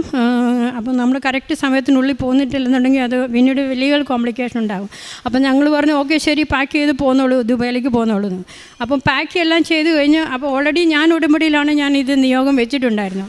പാക്കെല്ലാം ചെയ്ത് കഴിഞ്ഞ് അടുത്ത ദിവസം തന്നെ മാതാവ് അവൾക്കൊരു ഇൻറ്റേൺഷിപ്പിൻ്റെ ഓഫർ കൊടുത്തു. അവളവിടെ അത് കണ്ടിന്യൂ ചെയ്ത് US-ൽ എഡ്യൂക്കേഷൻ കംപ്ലീറ്റ് ചെയ്തു. അതിനുശേഷം അത് ആദ്യത്തെ അത്ഭുതം അവളുടെ ജീവിതത്തിലൊരു ഇടപെടലായിരുന്നു. 2022 അവൾ മാസ്റ്റർ ഡിഗ്രി ചെയ്യാൻ വേണ്ടി കാനഡയിലേക്ക് പോയി. അഡ്മിഷൻ കിട്ടി, പോയിട്ടില്ല, ഞങ്ങൾ ദുബായിൽ ആയിരുന്ന സമയത്ത് അഡ്മിഷൻ കിട്ടി. പക്ഷേ വിസ വരുന്നുണ്ടായിരുന്നില്ല. സാറിന് 3 ആഴ്ച കൊണ്ടൊക്കെ വിസ കിട്ടേണ്ടതാണ്. പക്ഷേ 2-2.5 മാസമായിട്ടും വിസ കൈ കിട്ടുന്നുണ്ടായിരുന്നില്ല. വളരെ ടെൻഷൻ അടിച്ച് പിന്നെ ഒടുവിൽ ഞങ്ങൾ ഇവിടെ വന്നു. ജോസഫ് അച്ഛനെ കണ്ടു. ജോസഫ് അച്ഛന് തലയിൽ കൈവച്ച് ശിരസിൽ കൈവച്ച് പ്രാർത്ഥിച്ചു കഴിഞ്ഞ് 2ാമത്തെ ദിവസം അവൾക്ക് വിസ വന്നു. അപ്പോൾ അത് അവളുടെ ജീവിതത്തിലൊരു വലിയൊരു ഇതുപോലെ തോന്നി. അവളുടെ ഡബിൾ വിശ്വാസം പതുക്കെ വരാൻ തുടങ്ങി, പ്രത്യേകിച്ചും കൃപാസന മാതാവിലും. അതിനുശേഷം 2024 മാസ്റ്റേഴ്സ് ഡിഗ്രി കംപ്ലീറ്റ് ചെയ്ത് കാനഡയിൽ നിന്ന് വീണ്ടും ഈ ഇൻറ്റേൺഷിപ്പ് 3 months എങ്കിലും മിനിമം ഇൻറ്റേൺഷിപ്പ് ചെയ്താൽ മാത്രമേ അവർക്ക് work permit 3 years work permit കിട്ടും കാനഡയിൽ. പക്ഷേ അതിന് ഈ 3 months ഇൻറ്റേൺഷിപ്പ് മസ്റ്റാണ്. പക്ഷേ അവൾക്ക് കിട്ടുന്നുണ്ടായിരുന്നില്ല. വീണ്ടും ഒരു ഏപ്രിൽ മുതൽ അപ്ലൈ ചെയ്യാൻ തുടങ്ങി. ഒരു 10, 300, 200 ആയി. ഒരു ഒറ്റ റെസ്പോൺസ് പോലും, മറുപടി പോലും കിട്ടുന്നില്ല. അതപ്പോൾ ഭയങ്കര ടെൻഷനായി. അപ്പം ഞാൻ മാതാവിനോട് പറഞ്ഞു, അമ്മേ അവളുടെ June 22 അവളുടെ ബർത്ത്ഡേ ആയിരുന്നു. അപ്പം ഞാൻ പറഞ്ഞു, അമ്മേ അറ്റ്ലീസ്റ്റ് അവളുടെ ബർത്ത്ഡേ ഗിഫ്റ്റ് ആയിട്ടെങ്കിലും ഒരു കോളെങ്കിലും, ഒരു ഇൻ്റർവ്യൂ കോളെങ്കിലും കൊടുക്കാൻ വേണം. അപ്പോൾ June 22 നൈറ്റിലായപ്പോഴത്തേക്ക് ഒരു ഇൻ്റർവ്യൂ കോള് അവളുടെ മെയിലിലേക്ക് വന്നു. ഒരാഴ്ചക്കുള്ളിൽ ഇൻ്റർവ്യൂ നടന്നു, പക്ഷേ അത് റിജക്റ്റായി. അപ്പം ഞാൻ പറഞ്ഞു, നീ വിഷമിക്കേണ്ട, അതിൻ്റെ അടുത്ത മാതാവ് ഇതിലും നല്ലത് എന്തോ നിനക്ക് വേണ്ടി വെച്ചിട്ടുണ്ടെന്ന്. അതുപോലെ തന്നെ ജൂലൈ അവസാനമായപ്പോഴത്തേക്ക് ഞാൻ ഒരിക്കൽ വീഡിയോ കോൾ വിളിച്ചപ്പോൾ ഭയങ്കര ഡിപ്രസ്ഡ് ആയിരുന്ന ആൾ, ഭയങ്കരമായിട്ട് സങ്കടമായിട്ട്. അപ്പം ഞാൻ പറഞ്ഞു, നീ വിഷമിക്കേണ്ട, ഞാൻ കൃപാസന മാതാവിനോടാണ് പ്രാർത്ഥിക്കുന്നത്. നീ നോക്കിക്കോ, നിൻ്റെ കയ്യിൽ 3 ഓഫർ ലെറ്റർ കിട്ടിയിരിക്കും. അതും നല്ല മാതാവിൻ്റെ സ്റ്റാൻഡേർഡ് അനുസരിച്ചുള്ള, കൃപാസന മാതാവിൻ്റെ സ്റ്റാൻഡേർഡ് അനുസരിച്ച് നല്ല കമ്പനികളിൽ നിന്നുള്ള ഓഫർ ലെറ്റർ.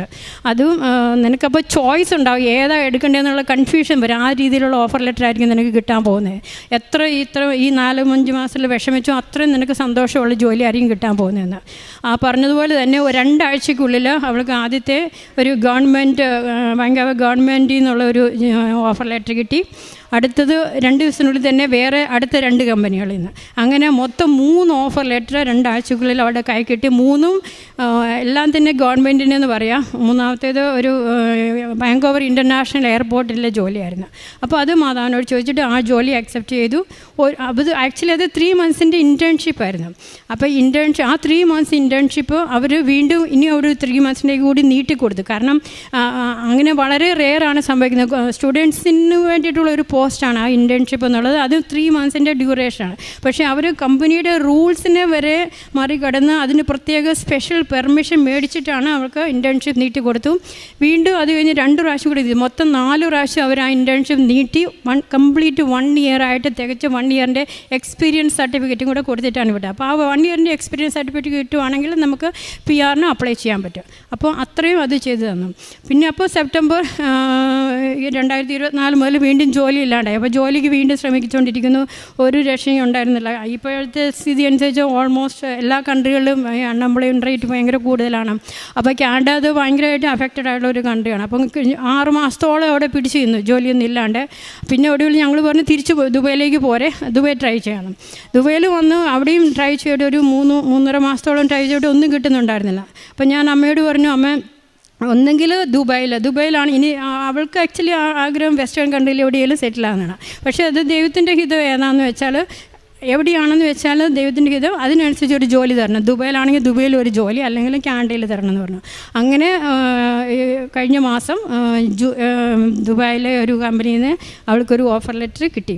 പക്ഷേ അന്ന് വൈകിട്ട് തന്നെ അത് നമ്മൾ അക്സെപ്റ്റ് ചെയ്യുന്നതിന് മുമ്പ് തന്നെ കാനഡയിൽ നിന്ന് 3 കമ്പനികളിൽ നിന്ന്, കഴിഞ്ഞ പ്രാവശ്യം എങ്ങനെയായിരുന്നു അതുപോലെ തന്നെ ടോപ്പ് 4 കമ്പനികളിൽ ഒരെണ്ണം, പിന്നെ വേറെ ഒരു 2 കമ്പനികൾ, 3 കമ്പനികളിൽ നിന്ന് വീണ്ടും അവൾക്ക് ഇൻ്റർവ്യൂ കോൾ വന്നു. അത് മൾട്ടിപ്പിൾ റൗണ്ട് ഓഫ് ഇൻ്റർവ്യൂ ഉണ്ടായിരുന്നു, 2-3 റൗണ്ട്സ് ഓഫ് ഇൻ്റർവ്യൂ, അതെല്ലാം കഴിഞ്ഞു. അപ്പം ഞാൻ അതോട് പറഞ്ഞു, ഏറ്റവും ആദ്യം ഓഫർ ലെറ്റർ തരുന്ന കമ്പനി നമ്മൾ അക്സെപ്റ്റ് ചെയ്യും, അത് ദൈവത്തിൻ്റെ ഹിതമായിട്ട് നമ്മൾ എടുക്കും, അങ്ങനെ അത് അക്സെപ്റ്റ് ചെയ്യുമെന്ന് പറഞ്ഞു. അങ്ങനെ ഇപ്പോൾ ഒരു കമ്പനിയുടെ ജോലി ഓഫർ അക്സെപ്റ്റ് ചെയ്തു. അത് സെപ്റ്റംബർ 8-ാം തീയതി അവൾ ജോയിൻ ചെയ്യാൻ പോകുന്നു. അതിനു മുമ്പ് ഇവിടെ വന്ന് സാക്ഷ്യം പറയാൻ വേണ്ടിയിട്ട് ഇപ്പോൾ ഞങ്ങൾ ദുബായിൽ നിന്ന് ഇവിടെ കൊണ്ടുവന്നിരിക്കുന്നതാണ്. പിന്നെ എൻ്റെ പ്രേക്ഷിത പ്രവർത്തനം എന്ന് പറഞ്ഞാൽ ഞാൻ ഏറ്റവും കൂടുതൽ ചെയ്യുന്നത് നിബന്ധനകളിലെ പ്രേക്ഷിത പ്രവർത്തനമാണ് ഏറ്റവും കൂടുതൽ ചെയ്യുന്നത്. ഞാൻ ഇവിടുന്ന് ബോംബെയിലേക്ക് 5-8 പല ഭാഷകളുള്ളത് മേടിച്ചയക്കും. ഞാൻ ദുബായിൽ പോകുമ്പോൾ ഈ പറഞ്ഞ പോലെ തമിഴ്, തെലുങ്ക്, ഇംഗ്ലീഷ്, മലയാളം എല്ലാം കുറേ മേടിച്ചയക്കും. അതുപോലെ തന്നെ ഞങ്ങൾ കൂടുതൽ ഹസ്ബൻഡ് എൻ്റെ എയർലൈനിലാണ് വർക്ക് ചെയ്യുന്നത്. നമുക്ക് ഇൻ്റർനാഷണൽ ടൂർസ് നടത്താറുണ്ട്. അപ്പോൾ കഴിഞ്ഞ പ്രാവശ്യം ഞങ്ങൾ വിയറ്റ്നാമിൽ പോയപ്പം, വിയറ്റ്നാം എന്ന് പറഞ്ഞാൽ ശരിക്കും ചൈനീസ് ഇൻഫ്ലുവൻസ് ആയിട്ടുള്ള ഒരു കൺട്രിയാണ്. കൂടുതൽ ഒരു ദൈവത്തിനോടുള്ള യാതൊരു ഒരു എത്തിസ്റ്റമായിട്ട് കൂടുതലുള്ള കൺട്രിയാണ്. അപ്പോൾ എൻ്റെ കയ്യിൽ ആ സമയത്ത് 4 പത്രം ഉണ്ടായിരുന്നു. അപ്പോൾ ഞാൻ മാതാവിനോട് പറഞ്ഞു, അമ്മ എനിക്ക് ഈ 4 കൃപാസനം പത്രം അവിടുത്തെ മണ്ണിൽ വിതരണം, ഇത് എന്ന് പറഞ്ഞാൽ 4 വിത്തായിട്ട്, ദൈവവചനത്തിൻ്റെ വിത്തായിട്ട് ആ മണ്ണിൽ പോയി എനിക്ക് വിതരണം, അതിനുള്ളൊരു സാഹചര്യം ഒരുക്കി തരണം. പക്ഷേ എൻ്റെ ഹസ്ബൻഡ് ഇങ്ങനെയുള്ള കാര്യത്തിലൊക്കെ ഭയങ്കര എല്ലാത്തിനും വിശ്വാസമില്ല. ഇങ്ങനെ പത്രം കൂടെ കൊടുക്കുന്നത് കേട്ടിട്ടുണ്ടെങ്കിൽ ഭയങ്കരമായിട്ടും വഴക്കിടും. അപ്പോൾ ഞങ്ങൾ എവിടെ പോയാലും ഹസ്ബൻഡ് കൂടെ ഉണ്ട്. അപ്പോൾ എനിക്ക് ഒരു ചാൻസും കിട്ടുന്നില്ല. എപ്പം വെളിയിൽ ഇറങ്ങിയാലും ഞാനൊരു ചാൻസ് കിട്ടാൻ നോക്കുകയാണ് ആർക്കെങ്കിലും ഒന്ന് പറഞ്ഞ് കൊടുക്കാൻ വേണ്ടിയിട്ട്. ആൻഡ് പ്ലസ് വിയറ്റ്നാമിൽ അങ്ങനെ അത്ര ഫ്ലുവൻ്റായിട്ട് അങ്ങനെ ഇംഗ്ലീഷ് പറയുന്നില്ല. അവിടുത്തെ ലോക്കൽസ് അത്ര ശരിയായിട്ടുള്ള ഇംഗ്ലീഷ് പറയത്തില്ല. അപ്പോൾ എനിക്ക് പറയാനൊരു ചാൻസ് കിട്ടുന്നില്ല. അപ്പോൾ ഞങ്ങൾ 5 ദിവസത്തെ യാത്ര കഴിഞ്ഞ് വരുന്നതിൻ്റെ തലേന്ന് വൈകിട്ട് ഹോട്ടൽ റൂമിൽ ഫുഡ് ഓർഡർ ചെയ്തു. അപ്പോൾ ഒരു വെയിട്രസ്സാണ്, ഒരു ലോക്കലായിട്ടുള്ള അവിടുത്തെ വിയറ്റ്നാമി ഒരു പെണ്ണാണ് കൊണ്ടുവന്നത്. അപ്പം എൻ്റെ കൃപാസനം, ഞാൻ എവിടെ പോയാലും കൃപാസനം മാതാവിൻ്റെ ഫോട്ടോ കൊണ്ടുപോകും. ആ ഫോട്ടോ ടേബിളിൻ്റെ പുറത്ത് വെച്ചിട്ടുണ്ടായിരുന്നു. അപ്പോൾ ആ പെണ്ണ് ഫുഡിൻ്റെ ട്രേ ടേബിളിലേക്ക് വെക്കാൻ നേരത്തെ മാതാവിനെ കണ്ടു. അപ്പോൾ അവൾ ഉടനെ പറയുകയാണ്, ഓ മമ്മ മേരിന്ന്. അപ്പോൾ എനിക്ക് പെട്ടെന്ന് ഫ്ലാഷ് ചെയ്തു. കാരണം ഈ കൃപാസന മാതാവ് എന്ന് പറഞ്ഞാൽ നമ്മളെപ്പോലുള്ളവർക്ക് അറിയാം, പക്ഷേ ഇങ്ങനെയുള്ള വിയറ്റ്നാം പോലുള്ള കൺട്രികൾ അത് മാതാവാണെന്ന് തിരിച്ചറിയണമെന്നുണ്ടെങ്കിൽ അവളൊരു ക്രിസ്ത്യൻ ആണെന്ന് എനിക്ക് തോന്നി. അപ്പോൾ തന്നെ ആ സമയം കൊണ്ട് ഹസ്ബൻഡ് ആക്ച്വലി ബാത്റൂമിലായിരുന്നു. അപ്പോൾ എനിക്കൊരു ചാൻസ് ആയിട്ട് പെട്ടെന്ന് എനിക്ക് ഉൾവിളി തോന്നി. ഞാൻ ചാടി എൻ്റെ ബാഗിൽ നിന്ന് പത്രം എടുത്തു. അപ്പോൾ ഞാൻ അവളുടെ അടുത്ത് മുറി ഇംഗ്ലീഷിലൊക്കെ അവർക്ക് ശരിക്കും ഇംഗ്ലീഷ് അറിയത്തില്ല. അപ്പോൾ ചോദിച്ചു, നീ ക്രിസ്ത്യനാണ്? അപ്പോൾ പറഞ്ഞു, അതെ, ഞങ്ങൾ വളരെ കുറച്ച് പേര് അവിടെ ക്രിസ്ത്യനുള്ളൂ. അപ്പോൾ ഞാൻ പറഞ്ഞു, എൻ്റെ കയ്യിൽ ഈ ഒരു മാതാവ് ഇങ്ങനെ ഒരു പ്രത്യക്ഷീകരണം ഇവിടെ ഇന്ത്യയിലെ ഒരു സ്ഥലത്ത് നടന്നിട്ടുണ്ട്. ഈ മാതാവിന് ഒത്തിരി അത്ഭുതങ്ങൾ നടക്കുന്ന മാതാവാണ്. നിനക്ക് എന്തെങ്കിലും ഉണ്ടെങ്കിലും മാതാവിനോട് പ്രാർത്ഥിക്കാം. പക്ഷേ ഈ പത്രം അത് ഇംഗ്ലീഷ് പത്രമായിരുന്നു. അപ്പോൾ ഞാൻ അതൊന്നും കൊടുത്തു. ഞാൻ പറഞ്ഞു, നീ ഇത് വായിച്ചിട്ട് നിങ്ങളുടെ അവിടെ മാസത്തിൽ ഒരിക്കലെങ്ങാണ്ട് ഒരു ഫാദർ എവിടുന്ന് വരും, അങ്ങനെ കുർബാനയായിട്ടൊന്നുമില്ല, ഒരു ചെറിയ സർവീസ് കണ്ടുകൊണ്ടുള്ളൂ. അപ്പോൾ ഞാൻ പറഞ്ഞു, ആ സമയത്ത് നീ ഇത് വായിച്ചിട്ട് നിൻ്റെ ഫ്രണ്ട്സിന് വായിച്ചു കഴിഞ്ഞിട്ട് നിൻ്റെ ഫ്രണ്ട്സിന് ഷെയർ ചെയ്യണം. അതിനുശേഷം അവരോട് പറയണം, അത് മറ്റുള്ളവർക്ക് ഷെയർ ചെയ്യണം. അങ്ങനെ നിങ്ങളുടെ കമ്മ്യൂണിറ്റിയിൽ എല്ലാവർക്കുമായിട്ട് അത് വിതരണം ചെയ്യണമെന്ന് പറഞ്ഞു. പിന്നെ അതുപോലെ തന്നെ USA പോയപ്പോഴും അവിടെ ഇങ്ങനെ മെയിനായിട്ടുള്ള ടൂറിസ്റ്റ് സെൻറ്റേഴ്സിൻ്റെ വെളിയിൽ ഈ യഹോവ സാക്ഷികൾ, വിറ്റ്നസ്സസ് ഓഫ് ക്രൈസ്റ്റ് എന്നുള്ള ഇതിൽ കുറേ ഒരു ഗ്രൂപ്പുകളാണ് ഇവിടെയുണ്ട്. അതിൻ്റെ യഹോവ സാക്ഷികൾ അവരിങ്ങനെ ഒരു സ്റ്റാൾ മാതിരി ഇട്ടിട്ട് ചെറിയൊരു ബോർഡിൽ കുറേ പൗച്ചസ്, അതിൻ്റെ അകത്ത് കുറേ പാംപ്ലെറ്റ്സും അവരുടെ ഈ ബൈബിളിൻ്റെ ഇതൊക്കെ ഉണ്ട്. അപ്പം ചെറിയ ഷോർട്ട് കോഴ്സുകളൊക്കെ അവർ ഇൻസ്റ്റൻ്റായിട്ട് കൊടുക്കാറുണ്ട്. അപ്പം ഞാൻ അവരുടെ അടുത്ത് ചെന്നു, ഞാൻ ചോദിച്ചു, ഞാനപ്പോൾ അവരുടെ അടുത്ത് ഇങ്ങനെ എക്സ്പ്ലെയിൻ ചെയ്തു ഈ മാതാവിൻ്റെ പ്രത്യക്ഷം. എനിക്കറിയാം അവർ മാതാവിൽ വിശ്വസിക്കും. ഞാൻ ചോദിച്ചു, do you believe in mother Mary? അപ്പം വിശ്വസിക്കുന്നുണ്ടോയെന്ന് അമ്മയില്ല. അപ്പോൾ പറഞ്ഞു, മദർ മേരി ജീസസിൻ്റെ അമ്മയാണെന്ന് ഞങ്ങൾക്കറിയാം, അത്രേ ഉള്ളൂ, അതിൽക്കുള്ളിൽ ഞങ്ങൾ വിശ്വസിക്കുന്നില്ലാന്ന്. അപ്പം ഞാനിങ്ങനെ ഇവിടുത്തെ പ്രത്യക്ഷീകരണം സംഭവിച്ച കാര്യം, അതിൻ്റെ ഇവിടെ നടക്കുന്ന കാര്യങ്ങളെല്ലാം പറഞ്ഞു. പത്രം കൊടുത്തു. ഞാൻ പറഞ്ഞു, പത്രം നിങ്ങളുടെ ഈ ഇരിക്കുന്ന സ്റ്റാൻഡിൻ്റെ കൂടെ വെക്കാൻ പറ്റുമോ? നിങ്ങളൊന്നും ചെയ്യണ്ട.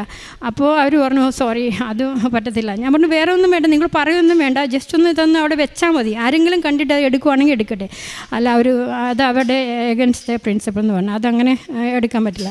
അതുപോലെ തന്നെ കാനഡയിൽ ഞാൻ പോയപ്പോഴും അവിടെ നോട്ടഡാം എന്ന് പറഞ്ഞാൽ വളരെ ഫേമസ് ആയിട്ടുള്ള ചേർച്ചുണ്ട്. എനിക്ക് അവിടെ ആർക്കെങ്കിലും പറഞ്ഞു കൊടുക്കണമെന്ന് ആഗ്രഹമുണ്ടായിരുന്നു. പക്ഷേ ഹസ്ബൻഡ് കൂടെ ഉള്ളതുകൊണ്ട് എനിക്കൊരു ചാൻസ് കിട്ടിയില്ല. പക്ഷേ അവിടെ ഈ റിലീജിയസ് ആർട്ടിക്കിൾസൊക്കെ വെക്കുന്ന ഒരു ചെറിയ സ്റ്റോൾ മാതിരി ഒരു സ്ഥലം ഉണ്ടായിരുന്നു. ഞാൻ അവിടെ കൊണ്ടുപോയി ആ ടേബിളിൽ ഈ മാതാവിൻ്റെ ഒരു 5-10 ഇംഗ്ലീഷ് പത്രം അവിടെ കൊണ്ടുപോയി വെച്ചിട്ട് പോന്നു. അതുപോലെ തന്നെ കോയമ്പത്തൂർ ഒരിക്കൽ പോകാൻ ചാൻസ് കിട്ടിയപ്പോൾ അവിടെ ഇംഗ്ലീഷ് പത്രം, തമിഴ് എനിക്ക് കുറച്ച് അറിയാവുന്നതാണ്. അപ്പം ഇംഗ്ലീഷ് പത്രം ഞാൻ അവിടെ പള്ളിയിൽ കുറച്ച് ആ സ്റ്റോളിൽ ഒരു സിസ്റ്റർ ഉണ്ടായിരുന്നു, അവരുടെ കയ്യിലേൽപ്പിച്ചു. അപ്പോൾ തമിഴ് പത്രം പള്ളിക്ക് ചുറ്റും ഒരു കുറേ ഹിന്ദുക്കൾ എന്ന് പറഞ്ഞാൽ ശരിക്കും സ്റ്റോഞ്ച് ഹിന്ദുക്കളായിട്ടുള്ള പൂജകൾ കടയിൽ വെച്ച് തന്നെ നടത്തുന്ന അങ്ങനത്തെ ഭയങ്കര ഹാർഡ് കോറായിട്ടുള്ള ഹിന്ദുക്കളുടെ കടകളിൽ ഒരു പെട്ട് പാത്രം ഞാനൊരു 3-3.5 മണിക്കൂർ എടുത്ത് തമിഴിൽ എക്സ്പ്ലെയിൻ ചെയ്തു. പക്ഷേ ഇത് സ്റ്റാർട്ടിങ് പോലെ തന്നെ കൺവിൻസ് ചെയ്യാൻ ഭയങ്കര ബുദ്ധിമുട്ടായതുകൊണ്ട് ഞാൻ ഈ മൊബൈലിൽ സ്ക്രീൻഷോട്ട് എടുത്തു.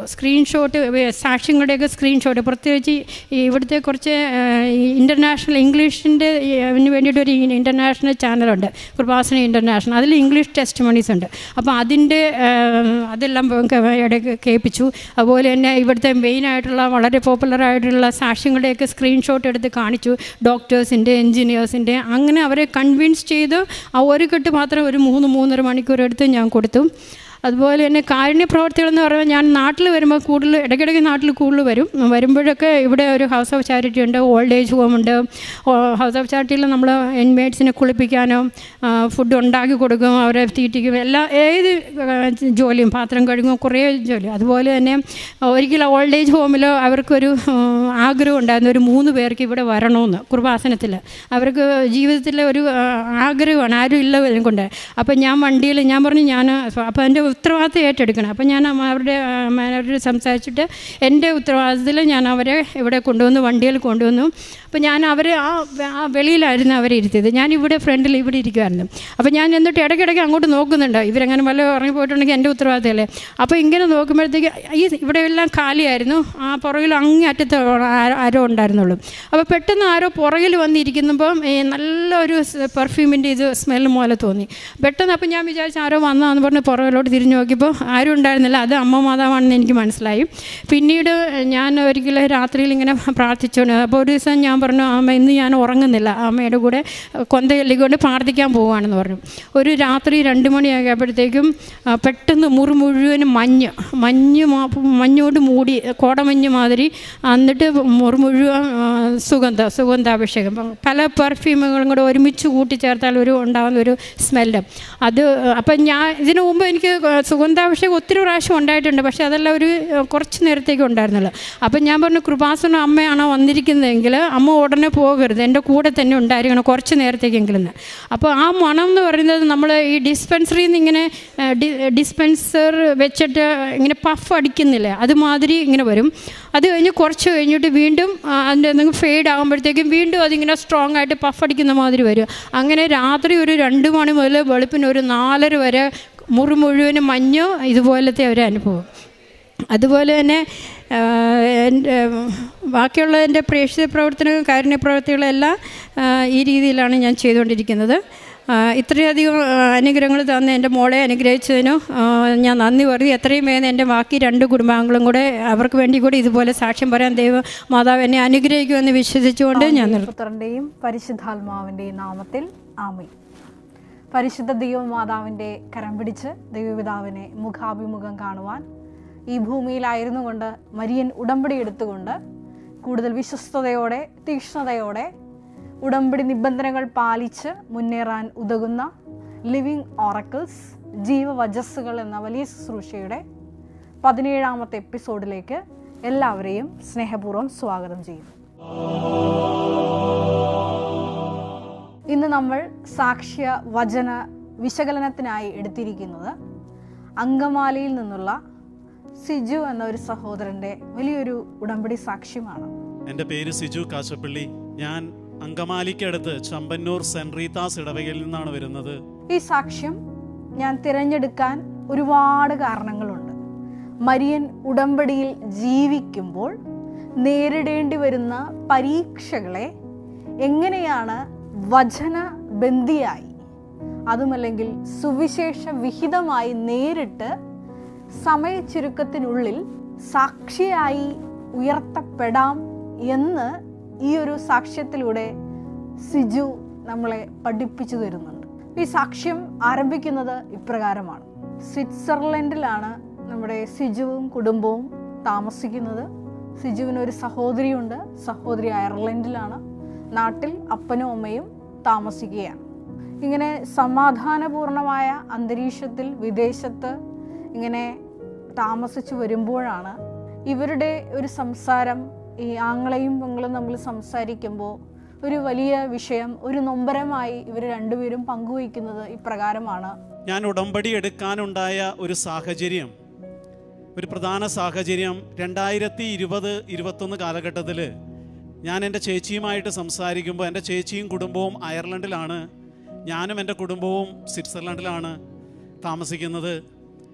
ഞാൻ ചേച്ചിയുമായിട്ട് സംസാരിക്കുമ്പോൾ ഞങ്ങളുടെ കോൺവെർസേഷൻ, ഞങ്ങളുടെ കമ്മ്യൂണിക്കേഷൻ, ആ ഒരു സംഭാഷണം അവസാനിക്കുന്നത് അപ്പച്ചൻ്റെ ആത്മീയവും ഭൗതികവുമായ ഒരു മാറ്റത്തിന് വേണ്ടി അങ്ങനെയുള്ള ഒരു ടോപ്പിക്കിൽ അവസാനിക്കുന്നത്. അതായത് കൊറോണയ്ക്ക് ശേഷം ദേവാലയത്തോട് വലിയ ആഭിമുഖ്യമൊന്നും കാണിക്കുന്നില്ല, കൂദാശ ജീവിതത്തോട് വലിയ താല്പര്യം കാണിക്കുന്നില്ല. ഒപ്പം തന്നെ വീട്ടിലായിരിക്കുന്ന സമയത്താണെങ്കിലും കൂടുതൽ സമയം ടി വിയിലും ഒക്കെയാണ് സമയം ചെലവഴിക്കുന്നത്. ഒരുപാട് വാശിയും കാര്യങ്ങളൊക്കെ ഉണ്ട്. പെട്ടെന്ന് ഷോർട്ട് ടെമ്പേർഡ് ആയിട്ടുള്ള ഒരു ക്യാരക്ടറാണ്. അപ്പം തന്നെ ഈ നാട്ടിലായിരിക്കുന്ന അപ്പനും അമ്മയും തമ്മിൽ ഒരു സ്വരച്ചേർച്ചയില്ല. അപ്പച്ചന് തണുപ്പ് വേണം, അമ്മച്ചിക്ക് തണുപ്പ് വേണ്ട. അപ്പോൾ ഒരാൾക്ക് എ സി വേണ്ട, ഒരാൾക്ക് എ സി വേണം. രണ്ടുപേരും 2 മുറിയിലാണ് കിടക്കുന്നത്. അപ്പം അങ്ങനെ ഓരോരോ ചെറിയ ചെറിയ പ്രശ്നങ്ങൾ, പക്ഷെ ഏറ്റവും അധികമായിട്ട് ആത്മീയമായിട്ട് ഒരു കുദാശ ജീവിതത്തിനുള്ളൊരു തീക്ഷ്ണത കാണിക്കുന്നില്ല. അതാണ് ഈ മക്കളുടെ വിഷമം. അപ്പോൾ ഈ ഒരു സാക്ഷ്യം കേട്ടപ്പോൾ ആദ്യം എൻ്റെ മനസ്സിലോട്ട് വന്ന ഒരു ചിന്ത എന്ന് പറയുന്നത്, മക്കളെ വിശ്വാസ തീക്ഷ്ണതയിൽ ദൈവത്തെ കൊടുത്ത് വളർത്തിയാൽ മാതാപിതാക്കൾക്ക് തീർച്ചയായിട്ടും അവസാനം വരെ അഭിമാനിക്കാം.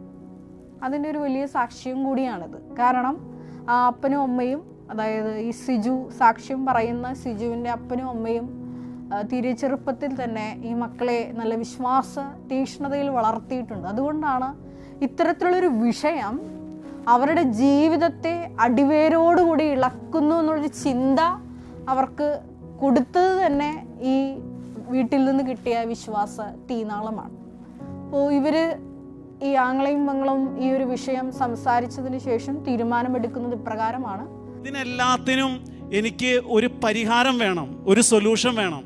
അതിനു വേണ്ടിയാ ഞാൻ ഈ കൃപാസന മാതാവിൻ്റെ നടയിൽ വന്ന് ഉടമ്പടി എടുത്ത് ആ 6 നിയോഗങ്ങളിൽ ആദ്യത്തെ നിയോഗമായിട്ട് ഞാൻ എഴുതുന്നത്. നമുക്കറിയാവുന്ന പോലെ മരിയൻ ഉടമ്പടി എന്ന് പറയുന്നത് ഉടനടി ദൈവാനുഭവം കിട്ടുന്നൊരു പ്രാർത്ഥനയാണ്. കാരണം 2004 ഡിസംബർ 7-ാം തീയതി ഉച്ചകഴിഞ്ഞ് 2:30 സമയ ഘടികാരം നെഞ്ചിൽ ചാർത്തിയാണ് ദൈവമാതാവ് ഈ അൾത്താരയിൽ പ്രത്യക്ഷയായത്. അതുകൊണ്ട് തന്നെ ജീവിതത്തിലെ ഏത് കീറാമുട്ടിയായ വിഷയങ്ങളാണെന്നുണ്ടെങ്കിലും ദൈവമാതാവിൻ്റെ മധ്യസ്ഥതയിൽ അത് സമർപ്പിച്ചു കഴിയുമ്പോൾ ഉടമ്പടിയിൽ നിൽക്കുന്ന വ്യക്തി എന്തുമാത്രം തീക്ഷ്ണതയോടും വിശ്വസ്തയോടും കൂടിയിട്ടാണ് ഉടമ്പടി നിബന്ധനകൾ പാലിച്ച് ദൈവസ്നേഹത്തോടെ മുന്നേറുന്നത് എന്നതിനെ അടിസ്ഥാനപ്പെടുത്തി കൂടിയാണ് ഈ ഒരു സമയ ചുരുക്കം ആ വ്യക്തി പ്രാപിക്കുന്നത്. അപ്പോൾ ഇവർ തീരുമാനിച്ചു മരിയൻ ഉടമ്പടി എടുത്ത് ഈ വിഷയം സമർപ്പിക്കാം. ഒന്നാമതായിട്ട് ഈ അപ്പൻ്റെ വിഷയം ആണ് ഈ സിജു, സ്വിറ്റ്സർലൻഡിൽ നിന്നുള്ള സിജു വന്ന് ഉടമ്പടി എടുക്കുമ്പോൾ എഴുതുന്നത്.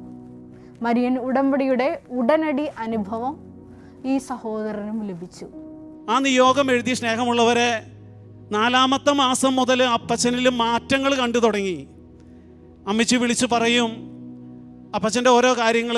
ഞങ്ങളുടെ വീടിനടുത്ത് വിൻസെൻഷൻ സഭയുടെ ഹൗസുണ്ട്, അവിടെ വൈദികരുണ്ട്. അപ്പച്ചൻ അവിടെ പോയി കുമ്പസാരിക്കുന്നു. ഞങ്ങളുടെ ഇടവപ്പള്ളിയിൽ വെള്ളിയാഴ്ച വൈകിട്ടാണ് കുർബാന, നൊവേനയുണ്ട്, ആരാധനയുണ്ട്. അപ്പച്ചൻ അതിൽ പങ്കെടുക്കുന്നു. പള്ളി ഞായറാഴ്ചകളിൽ കുർബാനയ്ക്ക് പോകുന്നു. ഇങ്ങനെ ഒരുപാട് മാറ്റങ്ങൾ വന്നു, ഒരുപാട് മാറ്റങ്ങൾ ഞങ്ങൾ കണ്ടു. അപ്പം ഞങ്ങൾക്ക് കുടുംബത്തിന് വളരെയധികം സന്തോഷമായി. അങ്ങനെ പ്രകടമായ വ്യത്യാസങ്ങളാണ് ഈ അപ്പൻ്റെ ജീവിതത്തിൽ സംഭവിച്ചത്. അപ്പോൾ ഇവർ വീണ്ടും ഈ ആങ്ങളെയും പെങ്ങളും അയർലൻഡിൽ നിന്നും അതുപോലെ തന്നെ സ്വിറ്റ്സർലൻഡിൽ നിന്നും ഇങ്ങനെ കമ്മ്യൂണിക്കേറ്റ് ചെയ്ത് പറയും, ഏതായാലും മരിയൻ ഉടമ്പടിയുടെ ഉടനടി അനുഭവം നമുക്ക് കിട്ടി. അപ്പോൾ ഇനി വരുന്നത് ബഹുമാനപ്പെട്ട VP ജോസഫ് അച്ഛൻ ഉടമ്പടി ആരാധനയിൽ പറയാറുള്ളത് പോലെ ഇനി വരുന്നത് ഒരു സഹനമാണ് നമ്മളെ കാത്തിരിക്കുന്നത്. അത് പരിശുദ്ധാത്മാവിനാൽ പ്രചോദിതരായി ഇവർ പരസ്പരം പറയുന്നൊരു വാക്കാണ്. ഇനി ഒരു സഹനമാണ് ഞങ്ങളെ കാത്തിരിക്കുന്നത്. അപ്പോൾ 4 മാസങ്ങൾക്ക് ശേഷമാണ് 2023 ഓഗസ്റ്റ് മാസമാണ് ഇവർ കൃപാസനത്തിൽ വന്ന് ഉടമ്പടി എടുക്കുന്നത് ഈ സഹോദരൻ. അതിനുശേഷം 4 മാസത്തിനുള്ളിൽ വലിയ പ്രകടമായ വ്യത്യാസങ്ങൾ അപ്പച്ചനിൽ കണ്ടു തുടങ്ങി. തുടർന്ന് വലിയൊരു സഹനം ഈ കുടുംബത്തെ തേടിയെത്തുകയാണ്. അങ്ങനെ ഞങ്ങളുടെ കുടുംബത്തിലും സംഭവിച്ചു. അപ്പച്ചനും അമ്മച്ചിയും പള്ളിയിൽ പോയി കുർബാന കഴിഞ്ഞ് വീട്ടിൽ വന്ന് കുടുംബ പ്രാർത്ഥനയും കഴിഞ്ഞ് അപ്പച്ചൻ എന്നെയും ചേച്ചീനെ അന്വേഷിക്കാൻ തുടങ്ങി. അത് കഴിഞ്ഞ് ഓരോ മുറികളിൽ കയറിയിട്ട് കബോർഡുകൾ തുറന്ന് ഡോക്യുമെൻറ്റ്സ് ഒക്കെ എടുക്കാൻ തുടങ്ങി. അങ്ങനെ ഒരിക്കലും കാണാത്ത ഒരു പെരുമാറ്റ രീതി. പിറ്റേ ദിവസം തൊട്ടടുത്ത ദിവസം തന്നെ അപ്പച്ചനെ ഹോസ്പിറ്റലിൽ കൊണ്ടുപോയി എല്ലാ ടെസ്റ്റും ചെയ്തു. അവസാനം CT സ്കാൻ ചെയ്തു. ഡോക്ടർ കൺഫേം ചെയ്തു അപ്പച്ചന് മൈൽഡ് സ്ട്രോക്കാണ്. ചികിത്സകളൊക്കെ ആരംഭിച്ചു. ഈ സഹോദരൻ സാക്ഷ്യത്തിൽ പറയുന്നുണ്ട്, 4 ഡിപ്പാർട്ട്മെൻറ്റ് ഡോക്ടേഴ്സാണ് എൻ്റെ അപ്പനെ ചികിത്സിച്ചിരുന്നത്. കാരണം തലയുടെ അസുഖമാണെന്ന് കരുതി ന്യൂറോ ഡോക്ടേഴ്സ് ഉണ്ട്, പിന്നെ സൈക്കാട്രി ഡോക്ടേഴ്സ് കാണിക്കുന്നുണ്ട്, ഒപ്പം തന്നെ സ്കിന്നിൻ്റെ പ്രശ്നമാണ്, സ്കിൻ ഡിസീസിൻ്റെ ആ ഡിപ്പാർട്ട്മെൻറ്റിലെ ഡെർമറ്റോളജിസ്റ്റ് ഡോക്ടേഴ്സിനെ കാണിക്കുന്നുണ്ട്, ഒപ്പം തന്നെ ജനറൽ മെഡിസിനിലെ ഡോക്ടേഴ്സിനെ കാണിക്കുന്നുണ്ട്. ഇങ്ങനെ 4 ഡിപ്പാർട്ട്മെൻറ്റ് ഡോക്ടേഴ്സ് ചേർന്നാണ് ഈ അപ്പൻ്റെ ഈ രോഗത്തെ ചികിത്സിക്കുന്നത്. അപ്പം അത്രമാത്രം ഭീകരാവസ്ഥയിലൂടെയാണ് ഈ കുടുംബം കടന്നു പോകുന്നത്. നമുക്കറിയാം, ഒരു ഭവനത്തിൽ അവരപ്പൻ ഒരു വയലൻ്റ് അവസ്ഥയിലൂടെ കടന്നു പോകുമ്പോൾ, ഉറക്കമില്ലാത്തൊരവസ്ഥയിലൂടെ കടന്നു പോകുമ്പോൾ നമുക്കറിയാം കൂടെ ആയിരിക്കുന്ന സഹോദരങ്ങൾ എന്തുമാത്രം ബുദ്ധിമുട്ടും. അങ്ങനെ ഇവർ ഹോസ്പിറ്റൽ വാസം മുമ്പോട്ട് പോകുമ്പോൾ ഈ മകൻ ഒരു വാക്ക്, ഒരു വിശ്വാസ പ്രഖ്യാപനം നടത്തുന്നുണ്ട്. ആ വിശ്വാസ പ്രഖ്യാപനം ഇപ്രകാരമാണ്: ഞാൻ അവരുടെ അടുത്ത് മറുതലിക്കാനോ അല്ലെങ്കിൽ വിപരീതം പറയാനോ നിന്നില്ല. ഞാൻ ഒരൊറ്റ കാര്യം പറഞ്ഞോളൂ, ഞാൻ കൃപാസന മാതാവിൻ്റെ നടയിൽ വന്ന് ഉടമ്പടി എടുത്ത വ്യക്തിയാ. ആ ഉടമ്പടിയിൽ കൂടെ മുന്നോട്ട് പോകുന്ന വ്യക്തിയാ. അതിലൊരു മാറ്റവും ഇല്ല. ഇതൊരു പരീക്ഷണോ, ഈ പരീക്ഷണത്തിൽ ഞങ്ങൾക്ക് വിജയിച്ചേ മതിയാകൂ. അതാ ഞാൻ ഓരോരുത്തരോടും പറഞ്ഞുകൊണ്ടിരുന്നത്. ഇങ്ങനെ വിശ്വാസം പ്രഖ്യാപിച്ച് മുമ്പോട്ട് പോകുമ്പോൾ ദൈവപിതാവ് ഒരു വഴി ഈ മകൻ്റെ മുമ്പിലേക്ക് തുറന്നിടുകയാണ്. ഒന്നാമത്തെ വഴി അതിപ്രകാരമാണ്: ഒരു ദിവസം പ്രാർത്ഥിച്ചുകൊണ്ടിരുന്നപ്പോൾ ഒരു വചനം ഈ മകൻ്റെ ചെവികളിൽ മുഴങ്ങി കേൾക്കുകയായിരുന്നു. ആ വചനം ഏശയ്യാ 30-ാം അധ്യായം 19-20 തിരുവചനമാണ്. അവിടുന്ന് നിന്റെ വിലാപ സ്വരം കേട്ടു, അത് കേട്ട് നിനക്ക് ഉത്തരമരുളി. കർത്താവ് നിനക്ക് ക്ലേശത്തിൻ്റെ ജലവും കഷ്ടതയുടെ അപ്പവും തന്നാലും നിന്റെ ഗുരു നിന്നിൽ നിന്ന് മറഞ്ഞിരിക്കുകയില്ല. നീ വലത്തോട്ടോ ഇടത്തോട്ടോ തിരിയുമ്പോൾ പിന്നിൽ നിന്ന് ഒരു സ്വരം ശ്രവിക്കും. ഇതാണ് വഴി, ഇതിലേ പോവുക. ഉടമ്പടിയിലിരിക്കുന്ന നമുക്കെല്ലാവർക്കും വളരെ സുപരിചിതമായിട്ടുള്ളൊരു വചനമാണ്. അപ്പോൾ വിലാപസ്വരം കേട്ടു, നിന്റെ പ്രാർത്ഥന കേട്ട് നിനക്ക് ഉത്തരമരുളുകയാണ്, വഴിയും നിനക്ക് കാണിച്ചു തരും. ഇതാണ് ദൈവപിതാവ് മുകളിൽ നിന്ന് ഈ മരിയൻ ഉടമ്പടിയിൽ ഇരുന്നു കൊണ്ട് വിശ്വസ്താപൂർവം മുന്നേറുന്ന ECG എന്ന മകന് ആദ്യത്തെ ഉത്തരം കൊടുക്കുന്നത്. ശേഷം പറയുന്നുണ്ട്, തുടർന്നുള്ള ദിവസങ്ങളിൽ അടുത്ത സന്ദേശവും എനിക്ക് കിട്ടി. പിറ്റേ ദിവസം ഇതുപോലെ തന്നെ കുടുംബ പ്രാർത്ഥന കഴിഞ്ഞ് ഞാൻ കിടന്നു. ഞാനൊന്നും മയങ്ങിപ്പോകുന്ന സമയത്ത് ഒരു സ്ത്രീയുടെ ശബ്ദം, പരിശുദ്ധ കൃപാസന മാതാവ എൻ്റെ അടുത്ത് സംസാരിച്ചെന്ന് ഞാൻ ഉറച്ചു വിശ്വസിക്കുന്നു. ഒരു സെൻറ്റൻസാണ് എൻ്റെ ചെവിട്ടിലേക്ക് വരുന്ന ഒരു സ്റ്റേറ്റ്മെൻറ്റ് പോലെ: നിനക്കൊരു വൈദികനെ വേണം, ഡെലിവറൻസ് പ്രയർ നടത്തുന്ന ഒരു വൈദികനെ വേണം. ഈ 2 സെൻറ്റൻസാണ് കിട്ടുന്നത്. അങ്ങനെ പ്രാർത്ഥിച്ചൊരുങ്ങി ഒരു വൈദികനെ കണ്ടുപിടിച്ചു. ഈ സഹോദരൻ പറയുന്നുണ്ട്, അതായത് 200 ഗ്രാം ക്യൂട്ടിപ്പിൻ ടാബ്ലറ്റ് മെഡിസിൻ കൊടുത്തിട്ട് പോലും ഉറങ്ങാത്ത അപ്പച്ചൻ അന്നത്തെ ഈ വൈദികൻ്റെ ഡെലിവറൻസ് പ്രയർ കഴിഞ്ഞ അന്നു മുതൽ ഒരു ഗുളികയും ഇല്ലാതെ ഈ അപ്പൻ ഉറങ്ങാൻ തുടങ്ങി. ഇതാണ് സമയച്ചുരുക്കത്തിൻ്റെ ആദ്യ അടയാളം ഈ ഭവനത്തിൽ നടക്കുന്നത്. രണ്ടാമതായിട്ട് ഈ സഹോദരൻ പറയുന്നുണ്ട്, ഈ അപ്പച്ചൻ്റെ ഫോട്ടോയുമായിട്ട് ബഹുമാനപ്പെട്ട VP ജോസഫ് അച്ഛനെ കാണാനായിട്ട് കടന്നു വരികയാണ്. അപ്പൻ ആശുപത്രിയിൽ തന്നെയാണ്. അപ്പൻ ഉറങ്ങാം എന്നുള്ള ഒരവസ്ഥയിലായി.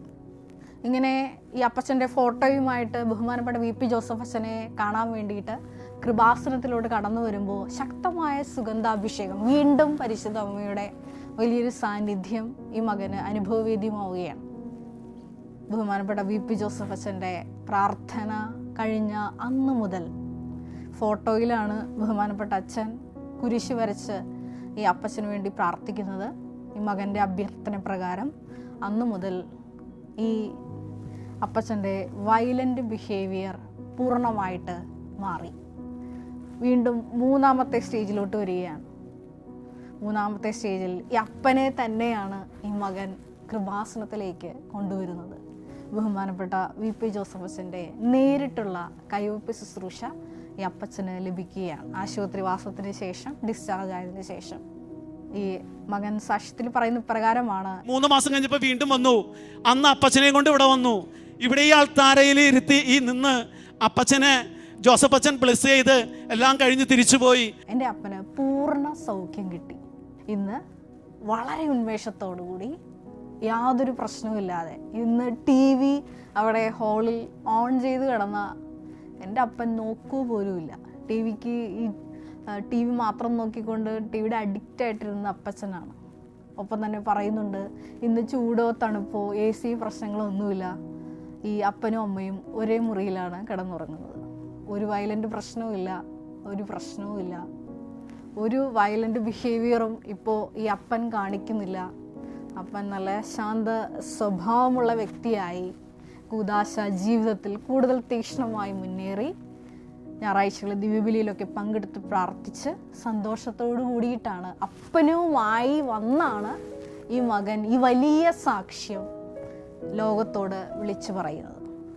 ഈ ഒരു സാക്ഷ്യം കേട്ടപ്പോൾ എൻ്റെ മനസ്സിലോട്ട് പ്രത്യേകമായിട്ട് ഓടി വന്നൊരു ചിന്ത എന്ന് പറയുന്നത്, എന്തുകൊണ്ടാണ് സമയച്ചുരുക്കത്തിൽ ഈ മകൻ്റെ ജീവിതത്തിൽ ഇത്ര അതിവേഗം കാലത്തെ ത്വരിപ്പിച്ച് ഈ ഉടമ്പടിയുടെ വലിയ അടയാളം ദൈവപിതാവ് പ്രവർത്തിച്ചത്? അതിൻ്റെ കാരണം ഈ മകൻ ചെയ്ത വിശേഷ വിധിയായിട്ടുള്ള പ്രവർത്തനങ്ങളുടെ ഫലമാണ്.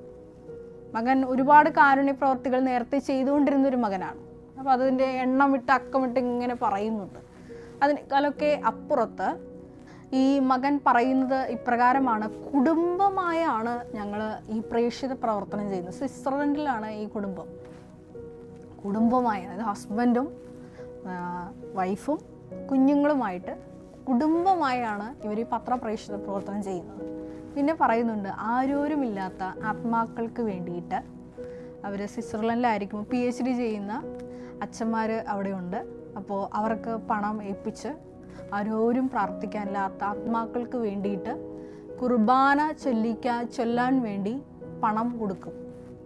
അതുപോലെ തന്നെ ഓരോരോ അപകടങ്ങളൊക്കെ അഹമ്മദാബാദിൽ അപകടം പ്രത്യേകമായിട്ട് ഹൈലൈറ്റ് ചെയ്ത് ഈ മകൻ പറയുന്ന പ്രകാരമാണ്, ആ വിമാനത്തിലുണ്ടായിരുന്ന മുഴുവൻ ആത്മാക്കളെ സമർപ്പിച്ച് ഞാൻ ആ ആഴ്ച ഈ കുർബാന പണം ഞാൻ ആ അച്ഛന്മാരെ ഏൽപ്പിച്ച് അവർക്ക് വേണ്ടി കുർബാന ചൊല്ലാൻ ഞാൻ പറഞ്ഞു. ഇങ്ങനെ ഇപ്രകാരം കുർബാന ചെല്ലുന്ന ദിവസം ഞാൻ അന്ന് ഉപവാസത്തിലായിരിക്കും.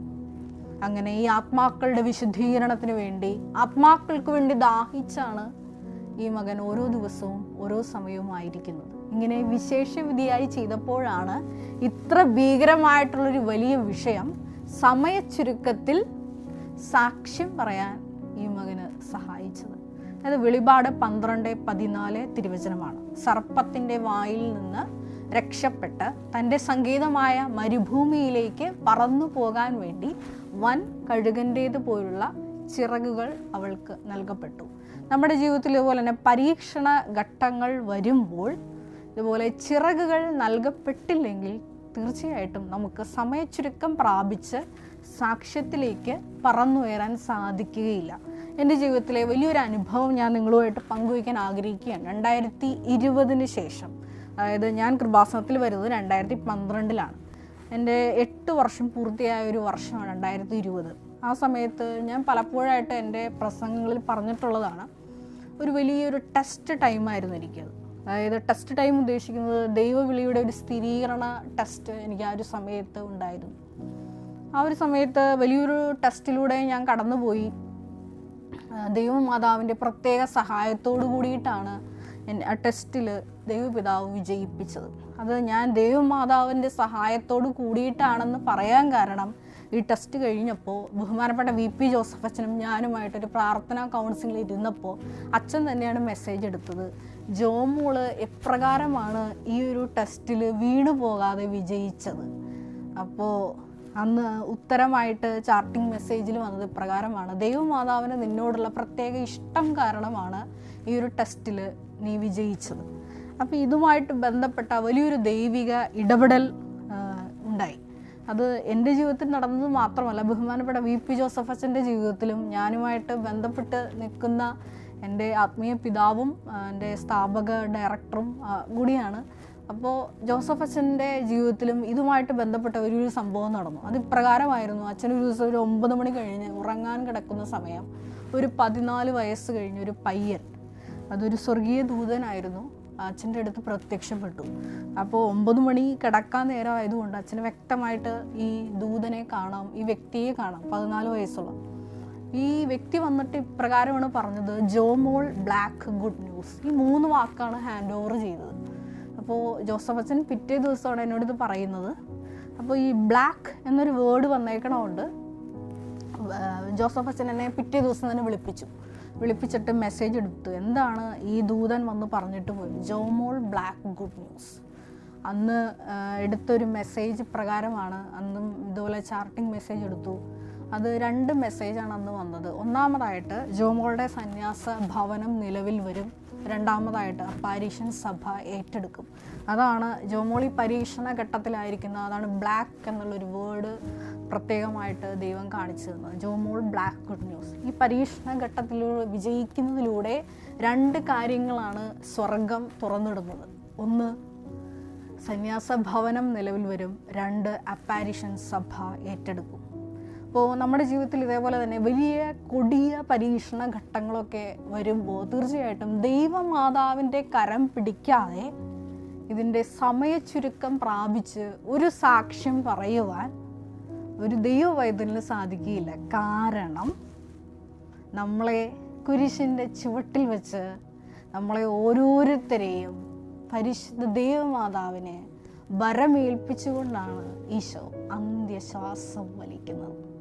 അതുകൊണ്ട് തന്നെ ഈ അമ്മയെ ചെറുതും വലുതുമായിട്ടുള്ള നമ്മുടെ ഓരോ ജീവിത പ്രശ്നങ്ങളിലേക്കും വിളിക്കുക എന്നുള്ളതാണ് മരിയൻ ഉടമ്പടി വഴി അർത്ഥമാക്കുന്നത്.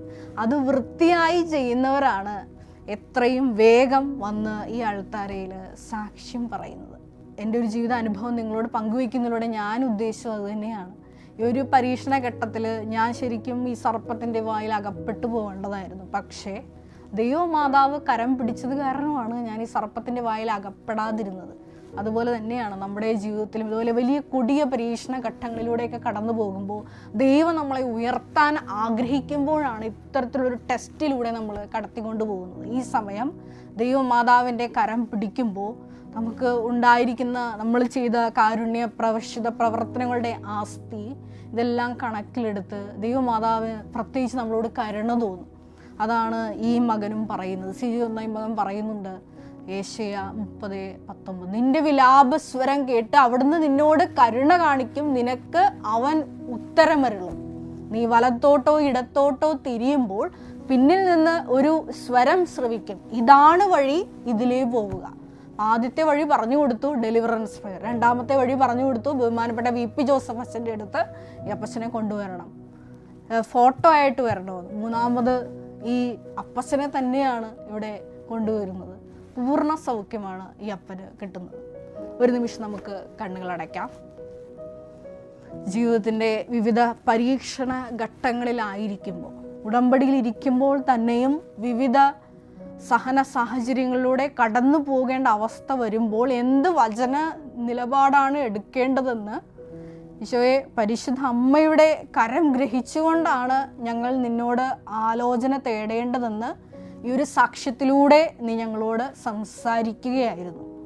ഈശോയെ ഏത് പ്രതിസന്ധി ഘട്ടങ്ങളിലും വചനബന്ധിയായ തീരുമാനമെടുക്കുവാൻ, സുവിശേഷ വിഹിതമായ തീരുമാനമെടുക്കുവാൻ, നിൻ്റെ ഹിതം മാത്രം ജീവിതത്തിൽ നിർവഹിച്ച് അനുവർത്തിച്ച് മുന്നേറുവാൻ ഈ ഒരു വലിയ ശുശ്രൂഷ വഴി ഞങ്ങൾക്ക് ഓരോരുത്തർക്കും അധിക കൃപ നൽകണമേ എന്ന് പ്രാർത്ഥിക്കുന്നു. കർത്താവായ ക്രിസ്തു വഴി ഞങ്ങൾ സമർപ്പിക്കുന്ന പ്രാർത്ഥന കേട്ടൊള്ളണമേ. Ave Maria.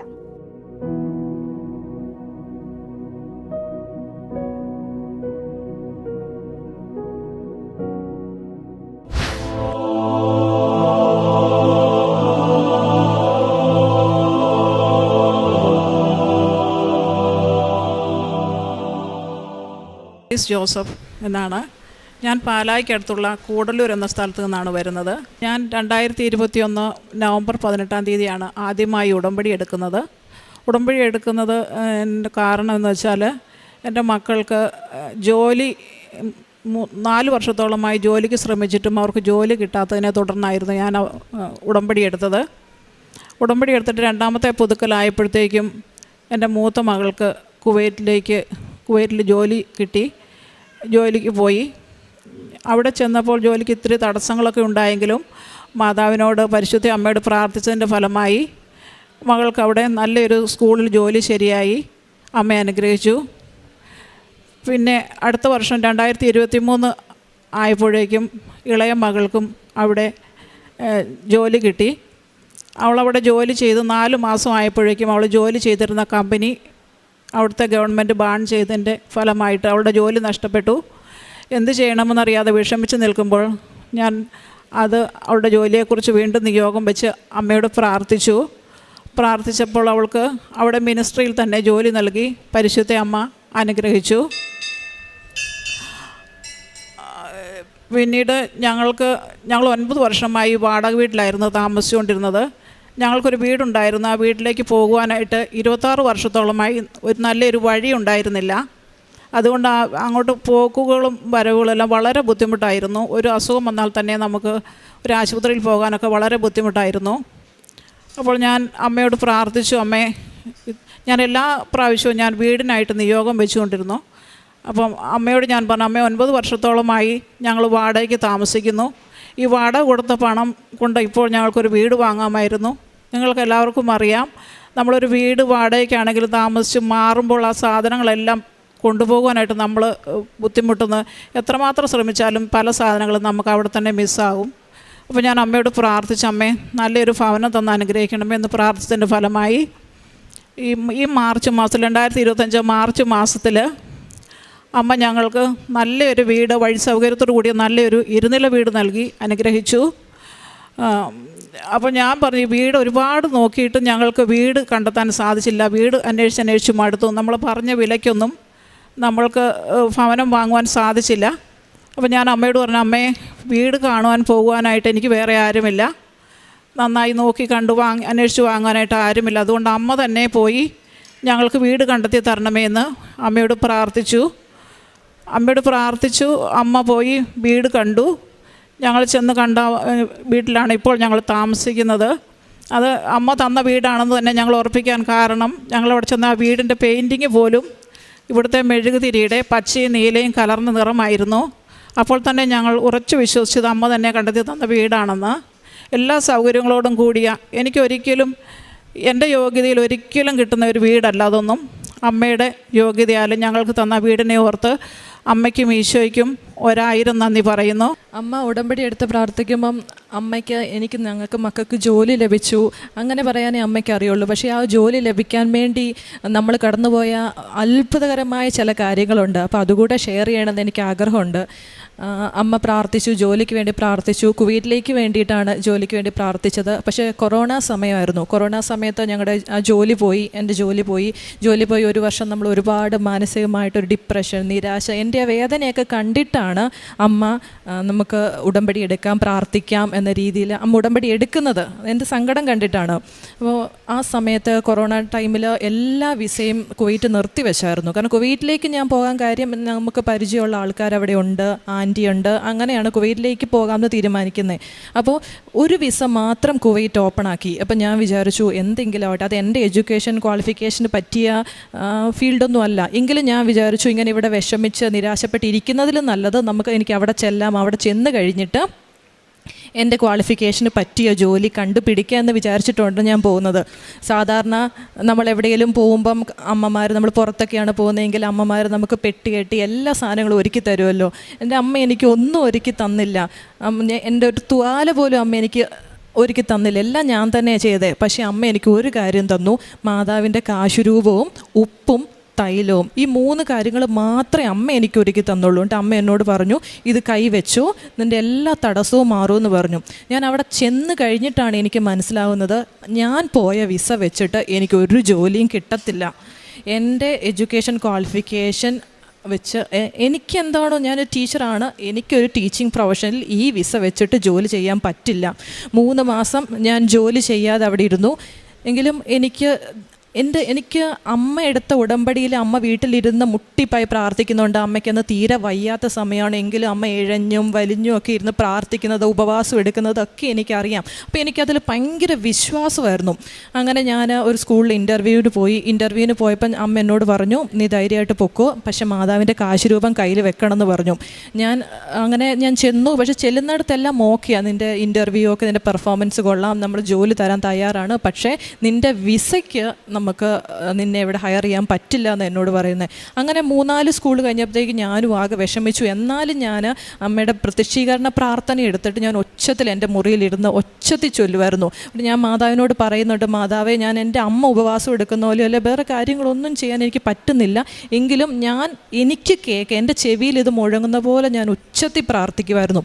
അങ്ങനെ ഒരു സ്കൂൾ വന്നു. സ്കൂളിൽ ഇൻ്റർവ്യൂവിന് പോയപ്പോൾ ഞാൻ മാതാവിൻ്റെ കാശുരൂപം എൻ്റെ ഇടത് കയ്യിൽ മുറുക്ക ഞാൻ പിടിച്ചു. എൻ്റെ ഇൻ്റർവ്യൂ മുഴുവൻ എന്നെക്കൊണ്ട് ഡെമോ ക്ലാസ് എടുപ്പിച്ചു. ഇതിലെല്ലാം ഞാൻ എൻ്റെ ഒരു കയ്യിൽ മാർക്കറും എൻ്റെ ഇടത് കയ്യിൽ മാതാവിൻ്റെ കാശുരൂപവും വെച്ചിട്ട് ഞാൻ ഇൻ്റർവ്യൂ അറ്റൻഡ് ചെയ്തു.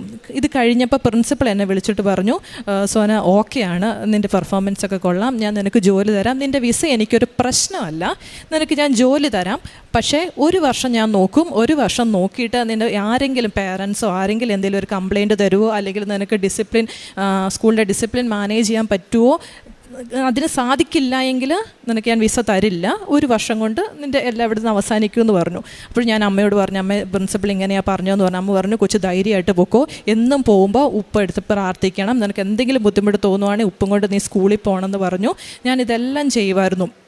1 വർഷം കഴിഞ്ഞപ്പോൾ പ്രിൻസിപ്പൾ എന്നെ വിളിച്ചിട്ട് പറഞ്ഞു, നീ നാട്ടിലേക്ക് പോക്കോ, നാട്ടിലേക്ക് ചെന്നിട്ട് നിനക്ക് ഞാൻ ഇവിടുന്ന് നിൻ്റെ വിസ ക്യാൻസലാക്കി നീ നാട്ടിൽ പോക്കോ, നിനക്ക് ഞാൻ നിൻ്റെ എഡ്യൂക്കേഷൻ ക്വാളിഫിക്കേഷൻ എന്താണോ അതിനനുസരിച്ചുള്ള വിസ ഞാൻ നിനക്ക് തരാം, നീ നാട്ടിലേക്ക് പൊക്കോളാൻ പറഞ്ഞു. പക്ഷേ അതും എനിക്കൊരു വലിയ വെല്ലുവിളിയായിരുന്നു. കാരണം ഞാൻ നാട്ടിലേക്ക് തിരിച്ചു പോകണം, എനിക്ക് പുതിയ വിസ കിട്ടണമെങ്കിൽ, എനിക്ക് സ്വതന്ത്രമായിട്ട് നടക്കാൻ പറ്റുന്ന, ജോലി ചെയ്യാൻ പറ്റുന്ന വിസ കിട്ടണമെങ്കിൽ എൻ്റെ ഇപ്പോഴത്തെ കറണ്ട് വിസ ക്യാൻസൽ ആവണം.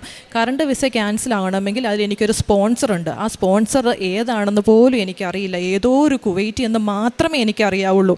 അപ്പോൾ ഇയാളെ കണ്ടുപിടിച്ച് നമ്മൾ റിക്വസ്റ്റ് ചെയ്യണം, എനിക്ക് ജോലി ശരിയായി, നിങ്ങൾ എൻ്റെ വിസ ക്യാൻസൽ ചെയ്യാമോ എന്ന് എനിക്ക് റിക്വസ്റ്റ് ചെയ്യണം. ഞാൻ പലരോട് സഹായം ചോദിച്ചു, എൻ്റെ വിസ എടുത്ത ഏജൻറ്റിനോട് ഞാൻ സഹായം ചോദിച്ചു. ഏജൻറ്റിനോട് സഹായം ചോദിച്ചപ്പോൾ ഏജൻറ്റ് എന്നോട് പറഞ്ഞത്, ഞാൻ അയാളുടെ സ്ഥലത്ത് ചെന്ന് ഞാൻ അയാളുടെ കാല് പിടിച്ച് നിൽക്കണം എന്നൊരു രീതിയിലാണ് അയാൾ എന്നോട് സംസാരിച്ചത്. പിന്നെ ഞാൻ വേറെ പലരോടും ഞാൻ ചോദിച്ചു, നിങ്ങൾ എന്നെ ഒന്ന് എങ്ങനെയാലും ഇയാളെ ഒന്ന് കണ്ടുപിടിച്ച് എൻ്റെ വിസ ഒന്ന് ക്യാൻസലാക്കി തരാൻ സഹായിക്കണം എന്ന് പറഞ്ഞു.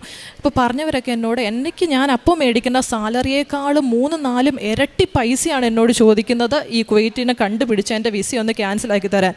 അപ്പം ഞാൻ മാതാവിൻ്റെ അടുത്ത് നേരെ ചെന്ന് നിന്നിട്ട് എൻ്റെ റൂമിലെ കബോർഡിൻ്റെ അകത്ത് ഞാൻ അമ്മ തന്നുവിട്ട സാധനങ്ങൾ, മാതാവിൻ്റെ രൂപം എല്ലാം വെച്ച് ഞാനൊരു രൂപക്കൂട് സെറ്റ് ചെയ്ത് വെച്ചിട്ടുണ്ട്. അപ്പോൾ അവിടെ ചെന്ന് നിന്നിട്ട് ഞാൻ മാതാവിനോട് പറഞ്ഞു, മാതാവേ മതി, ഇനി ഞാൻ ആരുടെയും കാല് പിടിക്കാൻ പോകത്തില്ല, എനിക്കിതുകൊണ്ട് തന്നെ മതി, നീ പോയി എൻ്റെ ഈ സിവിൽ ഐഡിയയിൽ ഏത് കുവൈറ്റിയുടെ ആണോ പേരെഴുതിയേക്കുന്നത് നീ പോയി കണ്ടുപിടിച്ചിട്ട് അവിടെ നിൽക്കാൻ പറഞ്ഞു ഞാൻ മാതാവിനോട്. അല്ല ഞാൻ അവിടുന്ന് കരയുവോ പ്രാർത്ഥിക്കുകയോ ഒന്നും ചെയ്തില്ല, ഒരു പ്രാർത്ഥനയും ഞാൻ പറഞ്ഞില്ല. ഞാൻ എൻ്റെ കബോർഡ് തുറന്നിട്ട് മാതാവിനോട് പറഞ്ഞു, നീ ചെല്ല, ഈ കുവൈറ്റ് ഏതാന്ന് കണ്ടുപിടിച്ചിട്ട് അവിടെ നിൽക്കാൻ പറഞ്ഞു. എന്നിട്ട് എന്നെ അവിടെ ചേട്ടനുണ്ട്, അപ്പോൾ ചേട്ടന് ഞാനും കൂടെ വണ്ടിയെ കയറിയപ്പോൾ ഞാൻ കാശ് രൂപ എടുത്ത് കൈ പിടിച്ചു. അപ്പോഴും ഞാൻ മാതാവിനോട് പ്രാർത്ഥിച്ചില്ല, എനിക്ക് തരണേ എന്നൊന്നും ഞാൻ പ്രാർത്ഥിച്ചില്ല. കാരണം എനിക്കറിയാം മാതാവ് എനിക്ക് അവിടെ ഒരു സമ്മാനം ഒരുക്കി വെച്ചിട്ടുണ്ട്, മാതാവ് ആ വീട്ടിൽ നിൽപ്പുണ്ട്, ആ വീട്ടിൽ എനിക്ക് വേണ്ടി ഒരുക്കി വെച്ചെടുത്ത് എനിക്ക് തരണേ എന്ന് പ്രാർത്ഥിക്കേണ്ട കാര്യമില്ല, ഞാനത് പോയി എടുത്താൽ മതി എന്ന് എൻ്റെ മനസ്സിൽ എനിക്കൊരു വിശ്വാസം ഉണ്ടായിരുന്നു. എന്നിട്ട് നമുക്ക് അങ്ങനെ അവിടെ ഉള്ളവർക്കറിയാം, അങ്ങനെ ഒരുപാട് കുവൈറ്റുകളൊക്കെ താമസിക്കുന്നിടത്ത് പോയി നമുക്കൊരു കുവൈറ്റ് ഏതാണെന്ന് നമുക്ക് അന്വേഷിക്കാൻ പറ്റില്ല. അതൊക്കെ അവർ പോലീസിൽ റിപ്പോർട്ട് ചെയ്യും, നമ്മൾ പിന്നെ ജയിലിലായിരിക്കും. ഞാൻ ചോദിച്ചവരൊക്കെ പറഞ്ഞു നീ ഒരിക്കലും അയാളെ കണ്ടുപിടിക്കാൻ പോകുന്നില്ല എന്ന് എന്നോട് പറഞ്ഞു. ഞാൻ എൻ്റെ കൂടെയുള്ള ചേട്ടനോട് ഞാൻ പറഞ്ഞു ഒന്നും വേണ്ട നമുക്ക് പോകാമെന്ന് പറഞ്ഞു. നമ്മൾ ഈ മുംബൈയിലൊക്കെ പോകുമ്പോൾ കലികളെന്നൊക്കെ പറയുന്നു, അതുപോലെ ഇടുങ്ങിയ 100 വീടുകൾ, ഈ 100 വീടുകൾ 100-150 വീടിൻ്റെ അകത്ത് ഞാൻ ഉദ്ദേശിക്കുന്നത്, എനിക്കറിയാവുന്നത് ആകെ അറിയാവുന്നത് ഒരു പേര് മാത്രമേ ഉള്ളൂ. ഈ 150 വീടിനകത്ത് ഏതാ ഈ വ്യക്തിയെന്ന് എനിക്കറിയില്ല. ഞാൻ പറഞ്ഞു ചേട്ടാ പോകാമെന്ന് പറഞ്ഞു. ഞങ്ങൾ വണ്ടി എടുത്തു, ഏതാണ്ട് ഇടുങ്ങിയ വഴിക്കൂടെയൊക്കെ അങ്ങോട്ട് ഇടത്തേക്ക് പോയി വലത്തേക്ക് പോയി നേരെ പോയി എങ്ങോട്ടോ ചെന്ന് നിന്ന് ഒരു വീടിൻ്റെ ഫ്രണ്ട് കണ്ടു.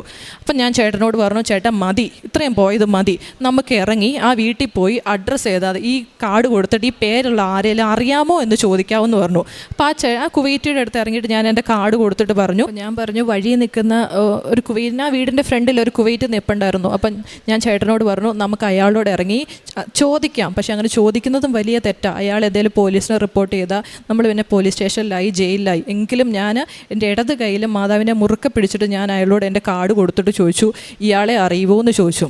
എന്നാൽ അയാൾ എന്നോട് പറഞ്ഞു ഇത് അയാളുടെ വീടെന്ന്. എനിക്കിപ്പോഴും അറിയില്ല അതെന്ത് അത്ഭുതമായിരുന്നു എന്ന്. ഞാൻ ഇടത്തേക്കും വലത്തേക്കും നേരെ പോയി നിന്നത് എൻ്റെ കാർഡിനകത്തുള്ള ആളുടെ വീട്ടിൽ. അപ്പോൾ എൻ്റെ നിന്ന് കാർഡ് മേടിച്ചുകൊണ്ട് എന്നോട് ചോദിച്ചു എന്താ കാര്യം എന്ന് ചോദിച്ചു. അപ്പോൾ ഞാൻ പറഞ്ഞു സാർ എനിക്ക് ടീച്ചറായിട്ട് തന്നെ ജോലി കിട്ടിയിട്ടുണ്ട്, അപ്പോൾ എനിക്കിനി നിങ്ങളുടെ വിസയുടെ ആവശ്യമില്ല. അയാളോട് ഞാൻ ഒരുപാട് നന്ദിയൊക്കെ പറഞ്ഞു, എനിക്കിനി ആവശ്യമില്ല, നിങ്ങൾ എനിക്കൊന്ന് ക്യാൻസലാക്കി തരാമോ എന്ന് ചോദിച്ചു. ഉടനെ അയാൾ എന്നോട് പറഞ്ഞു നിൻ്റെ വിസയും പാസ്പോർട്ടും ഇവിടെ തന്നിട്ട് പോകാൻ പറഞ്ഞു. അപ്പോൾ എനിക്കൊരു സംശയവും തോന്നിയില്ല, കാരണം ഞാൻ അത്രയും ഇത് മാതാവ് തന്നതാണ്. ഞാൻ ഉടനെ എൻ്റെ വിസയും പാസ്പോർട്ടും ഞാൻ അയാളുടെ കൈ കൊടുത്തിട്ട് പോയി. നേരം വെളുത്ത് കുവൈറ്റിലെ ഓഫീസ് തുറന്ന് ആദ്യത്തെ എൻ്റെ പേപ്പർ അയാൾ സബ്മിറ്റ് ചെയ്തു. എന്നിട്ട് എനിക്ക് ഒരു മാസത്തെ എക്സ്റ്റൻഷൻ അടിച്ചു തന്നിട്ട് അയാൾ എന്നെ ഫോൺ വിളിച്ചു. ഒരിക്കലും കുവൈറ്റ് അങ്ങനെ ചെയ്യില്ല. എന്നെ ഫോൺ വിളിച്ചു, എൻ്റെ നമ്പറിലേക്ക് ഫോൺ വിളിച്ചിട്ട് പറഞ്ഞു സോന നിനക്ക് വേണ്ടി ഞാൻ 1 മാസത്തെ എക്സ്റ്റൻഷൻ അടിച്ചിട്ടുണ്ട്, നിനക്ക് എന്തെങ്കിലും കുവൈറ്റിൽ തീർക്കാനോ എന്തെങ്കിലും ഉണ്ടെങ്കിൽ നീ അത് തീർത്തിട്ട് 1 മാസത്തിനുള്ളിൽ കയറിപ്പോയാൽ മതി എന്ന് എന്നോട് പറഞ്ഞു. എന്നിട്ട് ഞാൻ സ്കൂളിൽ ചെന്ന് പറഞ്ഞു, അതിൽ സ്കൂളിൽ എന്നോട് പറഞ്ഞു നീ എത്രയും പെട്ടെന്ന് കയറിപ്പോക്കോളാൻ പറഞ്ഞു. ഞാൻ നാട്ടിൽ ഇവിടെ വന്നു കയറി പിറ്റേ ദിവസം നേരം വെളുക്കുമ്പോൾ എനിക്ക് മെസ്സേജ് വരുന്നതാണ് എനിക്ക് വിസ വന്നു, എൻ്റെ പ്രോപ്പർ വിസ എനിക്ക് അപ്രൂവ് ആയെന്ന് പറഞ്ഞ മെസ്സേജ് വന്നു. അപ്പം തന്നെ ഞാൻ പ്രിൻ്റ് ഔട്ടും എടുത്ത് മാതാവിൻ്റെ അടുത്ത് ഇവിടെ വന്നു. ഞാൻ മാതാവിനോട് പറഞ്ഞു മാതാവ് എനിക്ക് സാക്ഷ്യം പറയാനുള്ള ധൈര്യമില്ല. എന്നിട്ട് ഞാൻ മാതാവിൻ്റെ അടുത്തൊന്ന് പൊക്കി കാണിച്ചിട്ട് ഞാൻ പറഞ്ഞു ഇതാ എൻ്റെ വിസ എന്ന് ഞാൻ പറഞ്ഞു. നിന്നോട് ഞാൻ പറഞ്ഞത് എൻ്റെ വിസ മാറുവാണെങ്കിൽ എൻ്റെ പുതിയ വിസയുമായിട്ട് ഞാൻ നിൻ്റെ അടുത്ത് വരാമെന്നല്ലേ ഞാൻ പറഞ്ഞേ. ഞാൻ പൊക്കി കാണിച്ചിട്ടുണ്ട് ഇതാ എൻ്റെ വിസ, ഞാൻ വന്നിരിക്കുന്നു പറഞ്ഞു. അപ്പോൾ അമ്മ എന്നോട് പറഞ്ഞു വിട്ടായിരുന്നു ഇവിടെ ഒരു കടികാരത്തിൻ്റെ മാതാവുണ്ട്, അവിടെ പോയി നീ ഒരു സമയം വെച്ചിട്ട് നീ എന്ത് ചോദിച്ചാലും നിനക്ക് കിട്ടുമെന്ന് അമ്മ എന്നോട് പറഞ്ഞു വിട്ടു. അപ്പോൾ ഞാൻ അവിടെ പോയി മാതാവിനോട് പറഞ്ഞു. അന്ന് ഞാൻ ഓഗസ്റ്റിലാണ് വന്നത്. ഞാൻ മാതാവിനോട് പറഞ്ഞു മാതാവേ അടുത്ത ഓഗസ്റ്റ്, അതായത് ഈ ഓഗസ്റ്റ്, അപ്പോൾ അമ്മ ഇങ്ങനെ നമുക്കൊരു വീടിന് വേണ്ടി പ്രാർത്ഥിക്കുന്നുണ്ട്, അന്നേരം അടുത്ത ഓഗസ്റ്റിൽ ഞാൻ നിൻ്റെ അടുത്ത് ഇവിടെ വന്ന് നിൽക്കുന്നുണ്ട്, ഞാൻ പുതിയ വീട്ടിൽ നിന്നായിരിക്കണം വരുന്നതെന്ന് ഞാൻ മാതാവിനോട് പറഞ്ഞു. അതുപോലെ തന്നെ ജൂലൈയുടെ അവസാനമായി. അപ്പം ഞാൻ മാതാവിനോട് പറഞ്ഞത് ഓഗസ്റ്റ് ഞങ്ങളെ വീട്ടിലായിരിക്കണം എന്നാണ് മാതാവിനോട് പറഞ്ഞിട്ട് പോയി. ജൂലൈ അവസാനമായി, പക്ഷേ ഞങ്ങൾക്ക് കയറി താമസത്തിലേക്ക് ഞങ്ങളൊന്നും വീടൊക്കെ ശരിയായി കയറി താമസത്തിലേക്ക് മാറിയില്ല. പക്ഷേ ജൂലൈ തീരുന്ന ആ സമയമായപ്പോഴത്തേക്ക് ഓടിപ്പിടച്ച് ഞങ്ങൾക്ക് കയറി താമസം വെക്കേണ്ട ഒരു സാഹചര്യം മാതാവ് ഞങ്ങൾക്ക് ഒരുക്കി തന്നു. അതായത് ഓഗസ്റ്റ് 1 മുമ്പ്, ഞാൻ മാതാവിന് വെച്ച സമയം പൂർത്തിയാകുന്നതിന് മുമ്പ് ഞങ്ങൾ പുതിയ വീട്ടിലായി. ഇനി അതുപോലെ തന്നെ അനിയത്തിയുടെ സാക്ഷ്യമുണ്ട്, പക്ഷെ അവൾ ഇത് വരാത്തത് കൊണ്ട് മാത്രം ഞങ്ങൾക്ക് സാക്ഷ്യം നമ്മൾ പറയുന്നില്ല. എന്നാലും എല്ലാവിധ അനുഗ്രഹം മാതാവ് ഞങ്ങൾക്ക് തന്ന എല്ലാ അനുഗ്രഹങ്ങൾക്കും നന്ദി. പിന്നെ ഞാൻ പ്രേക്ഷിത പ്രവർത്തനമായിട്ട് ചെയ്യുന്ന പത്രം എല്ലാവർക്കും കൊടുക്കുമ്പോൾ മാതാവ് എനിക്ക് നൽകിയ അനുഗ്രഹം ഞാൻ സാക്ഷ്യപ്പെടുത്തിയാണ് ഞാൻ എല്ലാവർക്കും കൊടുക്കുന്നത്. ഞാൻ ജീവകാരുണ്യ പ്രവൃത്തികൾ ഞാൻ രോഗികളെ സന്ദർശിക്കാറുണ്ട്. എനിക്ക് സ്വന്തമായിട്ട് തൊഴിലില്ല, മക്കൾ തരുന്ന വരുമാനത്തിൽ നിന്നാണെങ്കിലും എനിക്ക് പറ്റുന്നത് പോലെ ഞാൻ അവർക്ക് പണമായിട്ട് കൊടുക്കാറുണ്ട്. പിന്നെ ഞാൻ പാലിയേറ്റീവുകാരുടെ കൂടെ പോകാറുണ്ട്, രോഗികളെ കാണാനും അവരോട് സംസാരിക്കാനൊക്കെ ഞാൻ പാലിയേറ്റീവുകാരുടെ കൂടെ പോകാറുണ്ട്. വസ്ത്രങ്ങളില്ലാത്തവർക്ക് എന്നോട് പറയുന്നവർക്ക് എല്ലാവർക്കും ഞാൻ എൻ്റെ കയ്യിലുള്ളതുപോലെ ഞാൻ കുട്ടികളുടെ കയ്യിൽ നിന്നാണെങ്കിലും വാങ്ങിച്ച്, ഒത്തിരി പഴയതല്ലാത്ത നല്ല നല്ല വസ്ത്രങ്ങൾ ഞാൻ മിക്കവർക്കും തന്നെ ഞാൻ കൊടുക്കാറുണ്ട്. പിന്നെ ഞാൻ മുൻപൊക്കെ നേരത്തെയൊക്കെ ആണെങ്കിൽ ഉടമ്പടി എടുക്കുന്നതിന് മുൻപൊക്കെ പലതവണ സന്ധ്യാപ്രാർത്ഥനകളൊക്കെ മുടക്കാറുണ്ട്. ഉടമ്പടി എടുത്തതിന് ശേഷം ഒരിക്കൽ പോലും എനിക്ക് സന്ധ്യാപ്രാർത്ഥനകളൊന്നും മുടക്കേണ്ടതായിട്ട് വന്നിട്ടില്ല. എല്ലാ ദിവസവും ഇത്തിരി താമസിച്ചാൽ പോലും എല്ലാ ദിവസവും ഞാൻ പ്രാർത്ഥിക്കാതെ ഒരിക്കലും ഞാൻ ഇരിക്കാറില്ല. ഇത്രയും വലിയ അനുഗ്രഹങ്ങൾ ഞങ്ങൾക്കായി തന്ന പരിശുദ്ധ അമ്മയ്ക്കും ഈശോയ്ക്കും 1000 നന്ദി പറഞ്ഞുകൊണ്ട് എൻ്റെ എളിയ സാക്ഷ്യം ഈശോയുടെയും പരിശുദ്ധ അമ്മയുടെയും